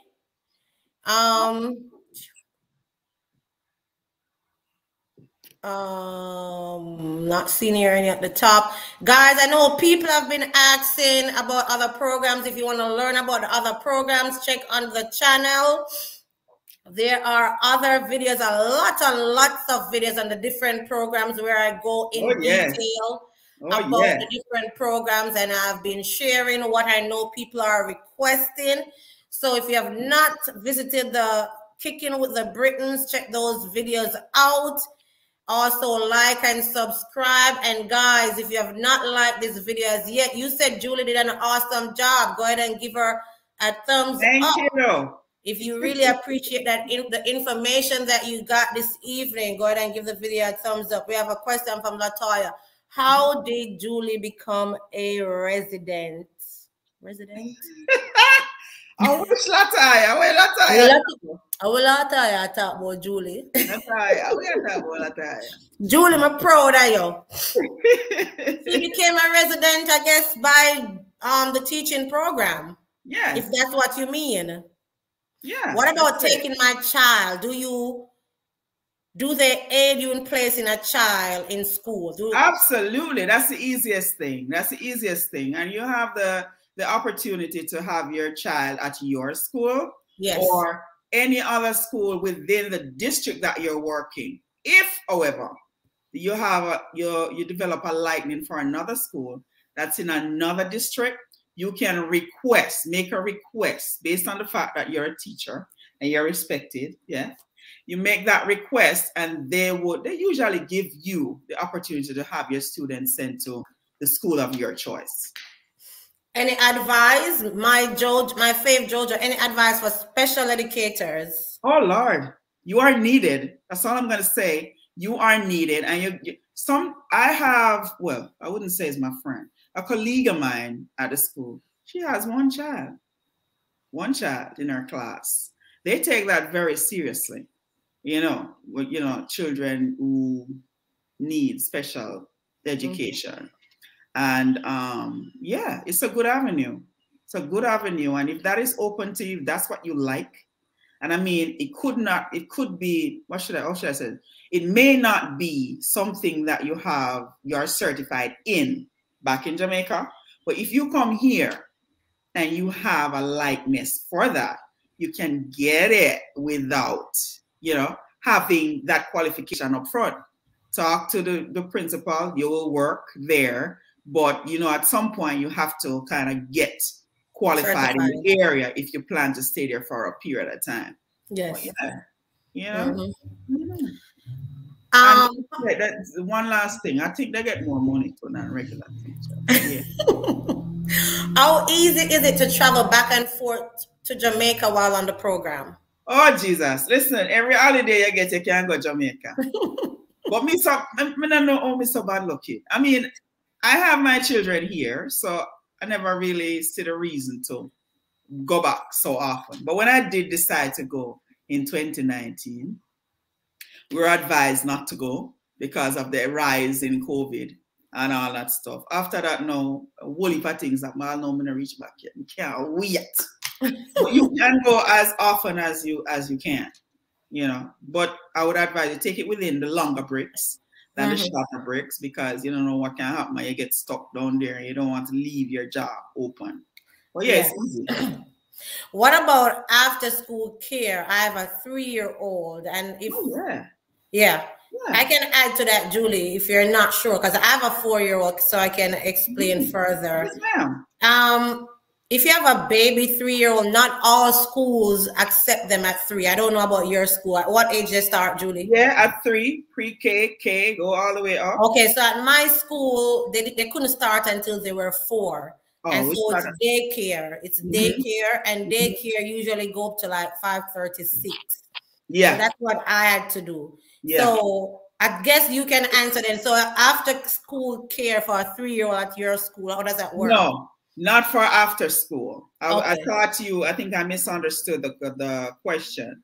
You have to find, they have, and it's pretty close to, speaking from the school I'm at, they don't keep them at the school, but there's another building across from the school that is kind of a feeder for, our school is a feeder for there, where students that young goes over there. Because a daycare, baby. Yeah. Yeah. And for my school, for the after school program, you have 2. You have one where outsiders are responsible for those children. So you can choose to send your kids there. Or for those children who need some extra intervention because they didn't do well on the assessment, you have what we call the CRP. Don't ask me what it means. But it's a critical. They need, it's either they need some intervention on their reading and so on. You have that specifically for them. So they go there. Outside of that, if the child just needs a place to stay until the parents is ready, then they have the other one that they go to. But and every district will have their own policy for that. So the next question says, was it easy for you to get a house to rent in the US? Oh, Lord. Of course it was. There are so many. The question should be, if it's easy for you to get a suitable, nice one, especially when you have your family, your kids. Because you wouldn't want to move your kids from whatever situation back in Jamaica and have them living somewhere similar or worse. So you have to seek out the areas that you like. But the thing is, it depends on, the nicer the area is more expensive. So you want to find an area in between. And another thing you can look out for too is the place of living may not be situated in the ideal area, but it's really, really nice. But then it's going to pull on your responsibility to monitor the children. It's not difficult at all. Not at all. As international teachers, and you're just coming in, Stephanie, you know that in order for you to work somewhere, to get somewhere to live, you have to have your social. And it may not come within the first week or so when you came. So you're kind of gonna be in a limbo for a minute. But the good thing about my face is that they put you up for a week or 2 in a nice hotel where you can, go around and kind of get to know the place. But the thing is, where they put you, that's not where you're necessarily going to find a place to live. So that's a challenge, moving around and finding that. So it's good to know Stephanie. Stephanie know only for place, right? So she can seek out some place for you. Yes, and also your school district or your program sponsor, if you don't get your social, they will provide you a letter or something to say that, yes, this is the amount of money she will be earning for the year she will be working in our district. You can go ahead and rent her, you know, an apartment or whatnot. There's other way to go about doing that. Yes. And when you come initially, whatever problem you have, believe me, somebody else have that problem too, or has been through that issue. So speak to your program sponsors, especially those from Faces. I don't know about you. Right? They're there for you. They'll give you direction. They'll give you suggestion. They will help you find places. And the good thing with Faces is they have experienced teacher like Stephanie and myself who has participated on their program to kind of welcome the new teachers. And I'm always glad to see Jamaica. Boy, I'm telling you. Yes, so we kind of take you guys around. And I think they assign a few teachers to the experienced teachers. Which you did? Yeah, which I have done for my second and third year.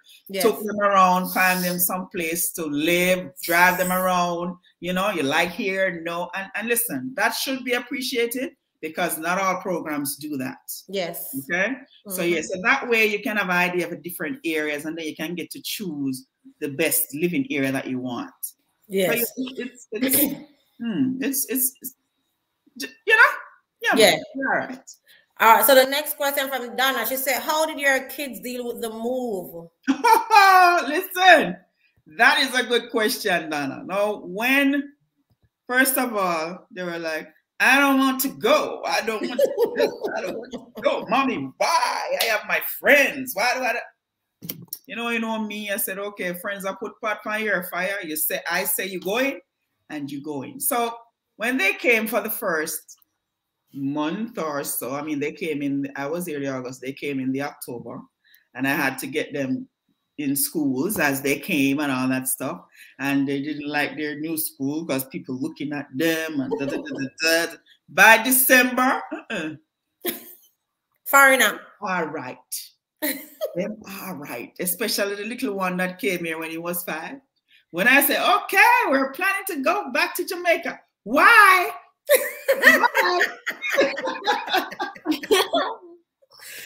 So they're not gonna be forthcoming because it's a place that's new, you know. Yes. They miss their friends and all that stuff, but their kids, they make new friends, you know. Yes. You have to encourage them when they get to that in their feelings about it. Just encourage them. And now I can't even cook any Jamaican food. You understand? When I cook it, me alone eat it because all of a sudden everybody is foreigner. Yes. You know, that's the other thing. So they settle in quite well. Yes. All right. So Latoya was asking, wasn't it a J1 program? Yes, Faces is a J1 program, if that's what you're asking. Nadia said, Julie, you presented well. Thanks, girl. Oh, thank you. Chantel, still, I think we have not answered her question. She said, and after school care. I'm not sure. Maybe I have to explain it some more, Chantel, because I think we had answered that. Childcare is your responsibility. Definitely, if that's what you're asking, you are responsible for paying your own after school care. If it's a daycare, if your child attends to school and goes to after school, then you know after school is free. It's not like Jamaica when the kids do after school. We call it extra lesson. Yeah, you pay for extra lesson. No, if your child do after school at the school, then that's free. If that's what you're asking. Yes. What is your IG name on? You don't mind? Can I get in contact? Oh, listen, let me answer a question there. I am not very technologically savvy. IG is Instagram, right? Right? Yes. I don't know. No, I do have an account, but honestly, I don't know the name right now. Oh, Jesus. I don't know how Stephanie will get it, but I could research it later. Yeah, right. Research it later. First. And you can find her on Facebook under Julie Livermore. Yeah, that's it. Julie Livermore. I don't know to hide myself on the internet yet. Any advice for special educators? I think she already answered that. I know in on the programs, they always ask for teachers. Special education teachers are usually needed, but if you're going to come straight from Jamaica to teach special, you must have a bachelor's degree in special. If you come here on a general ed, as Julie was saying, and that's an area that you like, there are avenues for you to take, but you'll have to first, you know, talk to your teacher, your principals and whatever, and see how you can get onto that. Yeah. But if you're going to come here as a special education teacher from Jamaica on the program, you must have a first degree, at least a first degree in special education. Right, absolutely. Would the program take me up with my husband and 3 kids? Long time, girl. Long time. The good thing is, and I mean, the US in general is a family-oriented country. So, I mean, you come, and I think Faces advised us not to take our kids right away because, and they're right, and yes, very good advice, because you just coming in, you have to settle in, right? You have to find a place to have your family hosted, a nice place. You have to know your way around, because if you don't, how are you going to take your family around? How can you advise them? Yes. So they don't advise you to take them up with you. But once you're here, your husband can come anytime. I think after 6 weeks, Stephanie, they advise you. After 6 once weeks, you're settled. Once you're settled, get your husband and your children in, of course. Yeah, because I came the July and my kids came the September, and likely same thing for you, August and then October. Yeah, and if you're having concerns in terms of them going to the embassy, that's one too, because the sponsor themselves, usually the lawyers, give you whatever documents you will need to take. So honestly, it's kind of I don't want to put myself out there and say it, but it's kind of certain that they will come. Yeah. Yeah.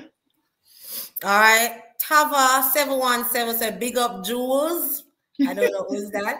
Somebody's asking, hello, my degree's in history. Can I get a job through any of these programs? You teach history? Or the degrees in history, yes. I mean, how did she get it? Teachers college? Did she just venture into history, or she just do the degree in history? A degree in history. So I'm not sure. Yeah, I'm not sure how that works. You see, but listen, I'm not sure what the question is saying either. But from my experience, I'm thinking yes, because they teach history here. It might be a little different, so it's kind of tricky. Yeah. My advice would be to reach out to the programs, the different programs. And don't feel shy about it. Don't feel shy about it. Because listen, they do need people in those areas. But I'm not sure on what basis. If they're looking for those who are specialists. But I'm not sure. But I'm saying, even if you have your degree in history and you have been teaching, right? Yeah. Once you pass 2 years, that is required. 2 years teaching experience. Yes. Don't call them and say Julie say no. But you have your 2 years teaching experience, and that's a requirement. We never seen a fine print that say it has to be in whatever.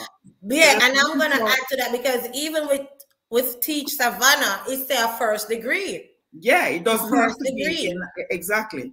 So and for Faces, I don't know about any others, but they're readily available to talk to you. Rick Polyak, Mr. Gold, you know, Mr. Young, Cindy, nice like rice. I'm glad to answer you. So if it's Faces, just call Faces. They have a contact number on their website. Just dial it. You know, I can ask anybody that question. Yes, definitely. So Michelle has a similar question that says, my diploma is in English, but my degree is in school management and leadership. How do I qualify to teach there? As again, we would give the same response. Reach out to the program sponsors. And what I do, Michelle, if you are familiar with my channel and I share the different videos, I usually put in the description how to contact the HRs. So you can always contact or go on their website and get an email address for their HR department and ask questions like those, because it's a good question, but we don't, or which I should say, cannot say yes or no. For sure. But definitely for sure, some school districts are saying a first degree. but then you need to find out what is area. your next step. Right. Yes. Right. How easy is it for computer science teachers? I think, yeah. Ooh, that comes under Computer technology. science. That comes under technology. You know, that's the way to go, the globalized world and all these things. So you're in a good spot. Right. If you have been teaching, just make sure you have the two years experience, and that's I'm just gonna say that. But again, for verification, any program you are interested in, once you have your teaching experience that they require, call them and find out, you know. Yes, or send an email. They definitely will respond. They will, because they need teachers, guys. Yes. I don't know what, I know somebody else asking earlier why the American teachers don't stay in the classroom. Because I'm gonna say this based on my experience. I think their tolerance level is a little bit lower than ours. Yes. And them spoiled. That makes sense. Every one of them. Yes. So I don't know who and Diane, but she they are cost the girl Corona so she mash up things. Crystal said faces are the boss. Francine is asking, is there a time limit on how long a teacher can stay? Can stay? Yeah. Okay, so on the J1 programs, they usually issue you a 3-year stay, right? And then usually they ask you if you want the extension. For some program, the extension of 2 years, which takes you up to 5 years. Yes. Good. They will ask you, give you the choice. You want to make the extension or you want to come off the program. Yes. For some program to get the extension is a little bit more difficult than faces, of course. Right? You have to apply and all kinds of things. But faces, faces just call you or email you and say, do you want the extension? You say, yes, okay, here the paperwork is moving right along. Listen, man, right along. Some program you have to apply for the extension. Yes. All right. Yes. Is daycare expensive? Stephanie, talk about that because we never have not picked me in a daycare. Well, it's going to depend on where you live. Right? I'm in the country, so daycare is not so expensive. Initially we started out like $100 per week, or I know some daycare said $80 per week, and we have some that said $180. So in my little country area, it was between $80 to $120 per week, depending on the daycare. Okay. But I know in different areas, and it might be more expensive where Julie is because she's in the city. So yeah, she didn't have any baby to go to the daycare, so she's not really sure of the figure, but that's my figure, between 80 to 120.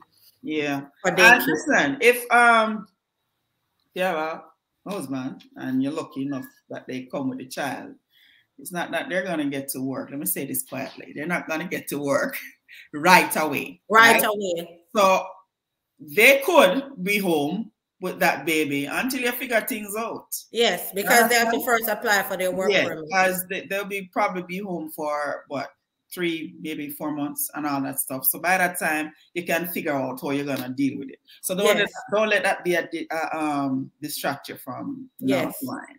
You know, it's good when the baby can grow up a fire anyway. Yes. Brianna said, Julie, you're the boss.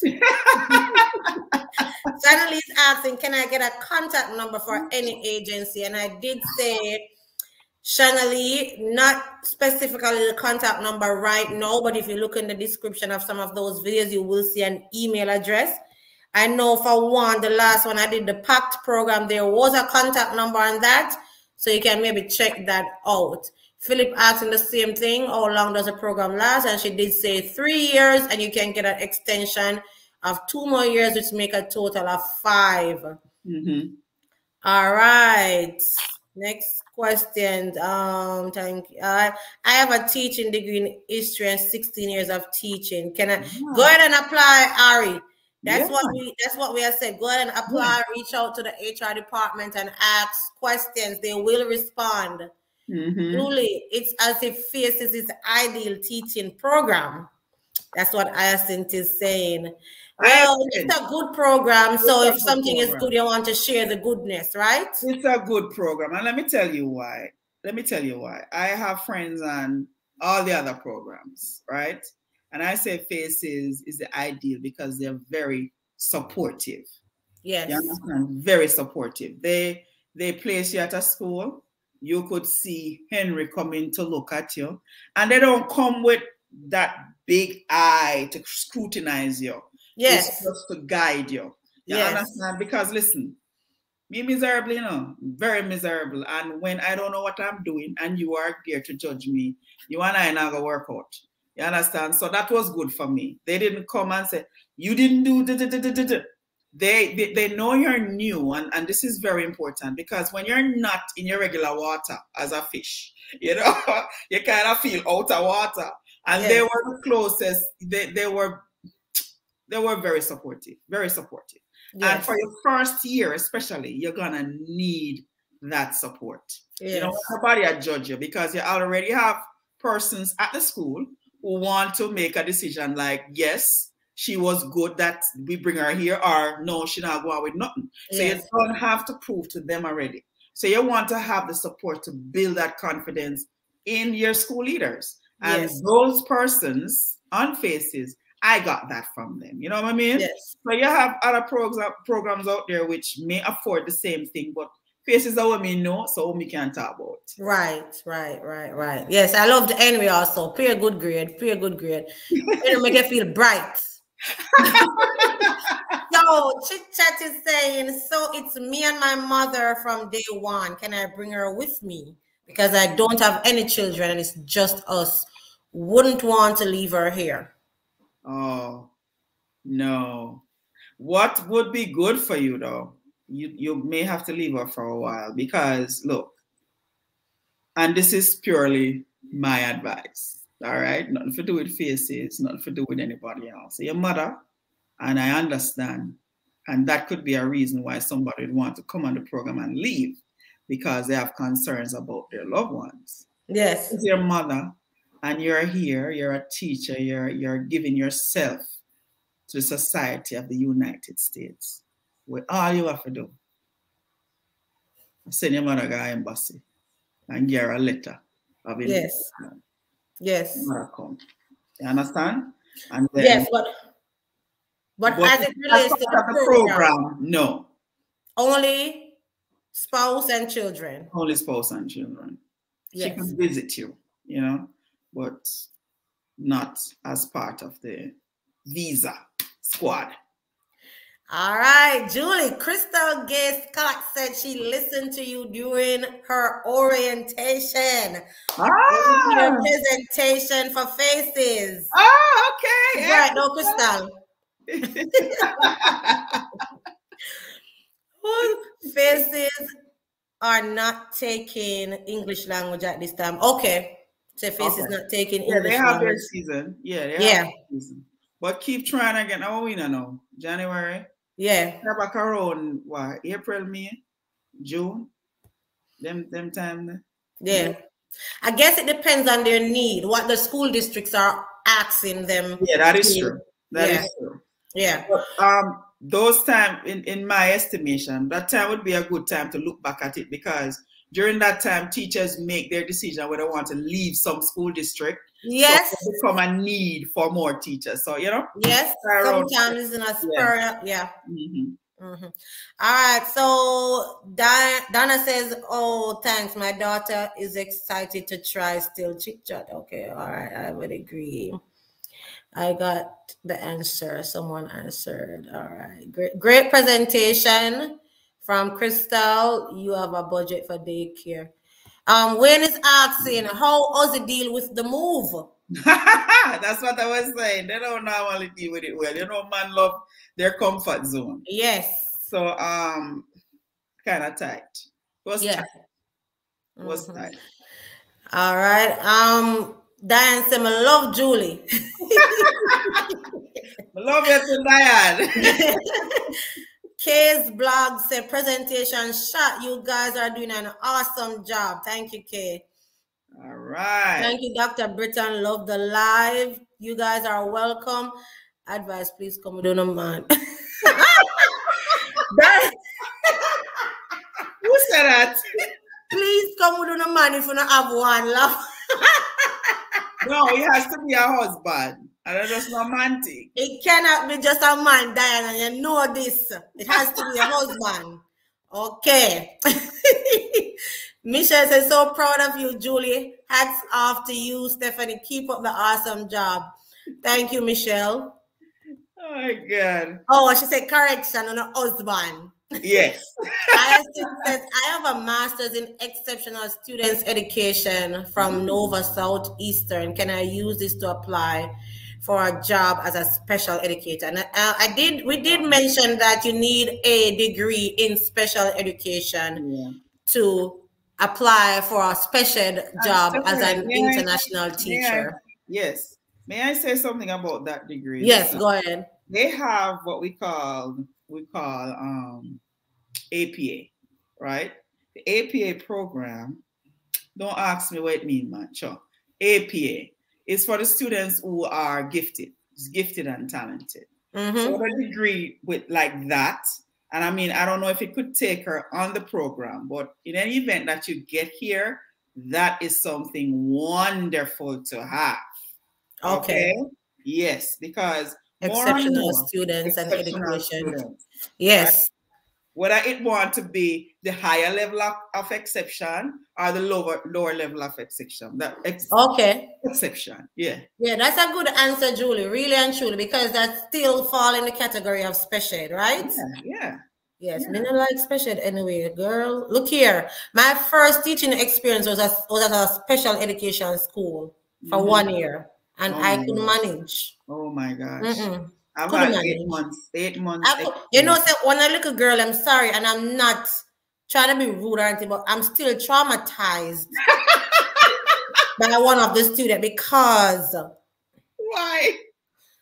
Look here. I couldn't do special. Just leave it at that. It takes a lot of patience. It's for patience. It's for special kinds of teachers. Hats off to you guys. Yes. Yeah. Chantel is asking, am I guaranteed a job after doing the interviews with the sponsors and they start looking for schools for me? Should I start packing after interviewing with the schools and feel confident? Look here, let me tell you something, Chantal. Where you say, Chantal?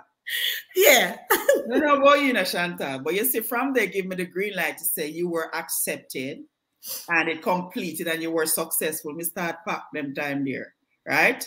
Because there is a good, what should I say, a high level of demand for teachers here.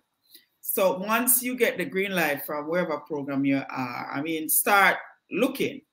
And I mean, this is it. You're right with the interviews and so on. But the program sponsors want to get you here as much as you want to get here. And they are going to seek that out. Now, mark you, when you do your interview for the districts or principals and so on, you may not get through to the one where you would like, but I don't know, Stephanie, but I want to say you're going to get through. You're going to get through. What I would say to Chantel, after doing the interview, I wouldn't start packing until I get the go and say, yes, somebody make me a job offer. Yeah. Because they can do a lot of interviews, but they don't make it a job offers yet. Well, but as soon as they get the job offer, you can start pack. So me see it. Stephanie, man. Remember, Stephanie, remember my story. The moment me get accepted, 2 days after that, them said, not 2 days, maybe around 3 or 4 days after that, they say I needed to come in. But you had gotten the go ahead that somebody offered you a job. Come on, Stephanie, remember, man. Remember. And I was there contemplating which one I should take. Well, yeah, that you're right. You got a job offer, but she's saying after doing the interview. Yeah, they with the sponsors. Remember, in interview with the sponsors, you know, they still need to send your stuff out to the school districts. Yeah. And the school district might decide to interview you, or they might go ahead and say, okay, I'm taking her. Yeah. So you're right. I did get the offer, but me did start back long time. Okay. Long time. You did it ready. They did it ready. Time Okay. to change. Got it. All right. You hear that, Chantal? She did ready. Time to change, Chantal. And Right. Chantal, don't bother with the negative thing about if. Yeah, look here. You want it or you don't want it? You want it? Speak it into being. It did it, Chantal. It did it. It did it. I wait for you. Yes. All right. It's like, is there an age limit for children to come with you? Marco is asking. Yeah. Once your child is what, 21? So your child can come with you on up to age 21. Yeah. No. Yeah. Up to age 20. Once they have acquired the age of 21. 21, that's it. Right. They Okay. can't come on the program. Yeah. All right. Right now I get the school interview. Okay, my favorite George. Thank you. Okay, guys, if you have not liked the video as yet, go ahead and give it a thumbs up. I want you to stay tuned. Also, next week we're going to be having another guest live in the house, Miss Diana Ricketts. I hope she's ready. Oh, yes, sir. I hope she's ready to share her experience. Julie, we really appreciate you this evening. You have done an awesome job. Thank you guys so much. And it was a pleasure. I'm not finished though. That's why I said that's nice that Faces does that. I wonder what if they sponsor you after the extension though. What? I wonder what if they will sponsor you after once the extension, that's it. If you want to stay on Faces, you have to go back home for 2 years and come back on the program. But go ahead, yes. But there are other avenues, right? Exactly. And if that dual intention thing, yes. So make we not talk about that little part here. Yes. The first thing you want to have is the first opportunity, the 3 years. Yeah. And after you do your second, because listen, when I got my first year, I start asking Stephanie, be a question, Stephanie, what am I do for stay? And that Stephanie was like, Julie, you're not ready for that yet. You're ready a long time. So I understand the anxiousness, but look here. I don't want you to kind of speed up that part yet. And if I know what you're making reference to, but I'm going to say this. Come on the program first. Take the first step. Come on the program first. And then the other part is history. Yes. Peter Gay is asking, what's the pay like for a teacher with over 10 years experience? I know it varies, but I want to know a figure. On a yearly, how many years? 10 years? 10 years experience. Okay. At a minimum per year, maybe about, 52 per year. Okay. Per year. All right. I see some other stuff, but I guess they're talking with each other. I hope I'm not missing any. How long does the process usually take after doing an interview? I don't know, but my process was, was a bomb. Yeah. Some varies, and I mean, you have different steps in the interview process. So one, they will ask you to do this part, and then you do that part, and they review it. Like Faces now, we had an account, right, Stephanie? And whatever they require, they would email you and say, okay, do this, do da. Yeah. And you do that, you put it up, then you go into your account and check what next they say to do, right? Until you get all the paperwork or whatever thing they want from you. Then they're going to say, okay, you're finished with all this. Next step, embassy, right? Yes. And then you finish with that process. Next step, ticket. And they keep you in the light. So yes, you're left too long to wonder, boy, I wonder if they're not bother with me. Yes. I wasn't left at any moment to wonder if they're not gonna continue with the process. Yes. And if you are in a process, come on, look here, tell us something.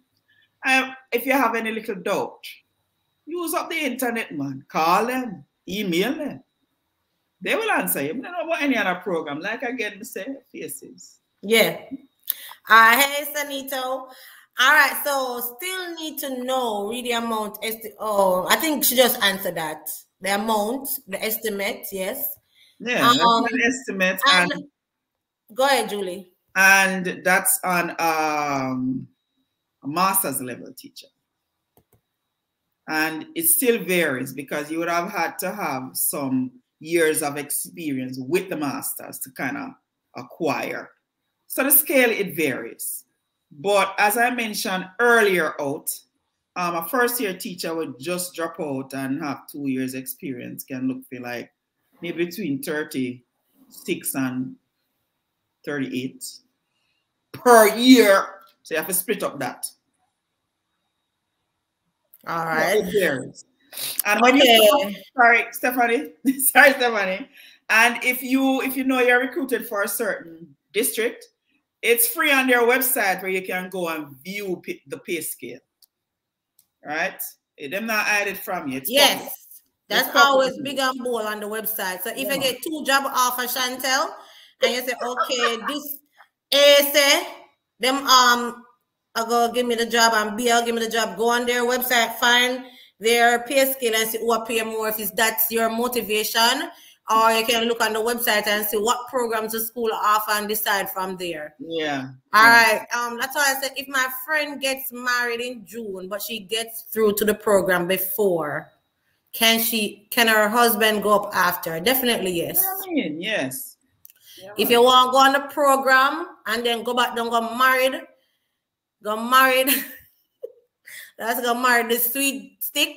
Yes. Or the sour one, whichever. Yes. Him can come on the program as long as they show the marriage certificate. They can't tell us say you're married just because you want him to come. That is not their concern. Is your husband, son can come. Yeah, they're not business about that. All right, this is a great Chantel, this is a great live, a lot of great answers and advice. Thank you, Chantel. And look further for next week's live. We will have somebody else from a different program. Ooh, you know, nice. Julie's from Faces. Diane is on a different program. You want to hear what her experience was like. Yes, ma'am. I think we covered all the questions. I want a job. I'm speaking it into being. Yes. Yes. When you're doing the interview, put your suitcase at a place where you can look at it and say, yes, me, I get you. Same way as a crystal. Yes. Julie, many, many thanks from Donna. Yes, Donna. Awesome job, Julie. Diane Outer Road, must say. That's the same stage I'm at. Lord God. Jamaicans, we care. I know we're going on. Yeah. Great information. I really appreciate you, Julie, from Peter Gay. Big up DR. Okay, guys, I think we have covered all the questions. It has been a wonderful evening. I enjoyed my time here. I hope you enjoyed your time also. I hope you learned a lot today from Julie.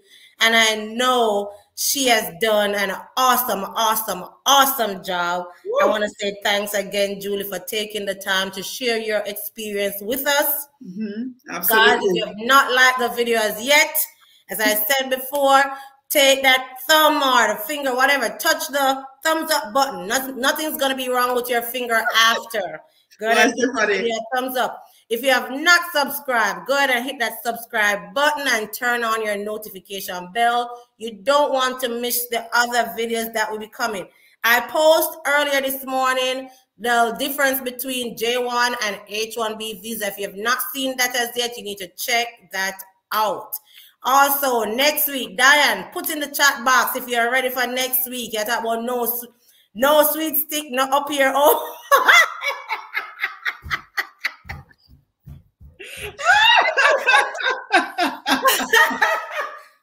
Diane, what you say? Give me a fresh. Up here, so bring it up. Diane, about them fresh.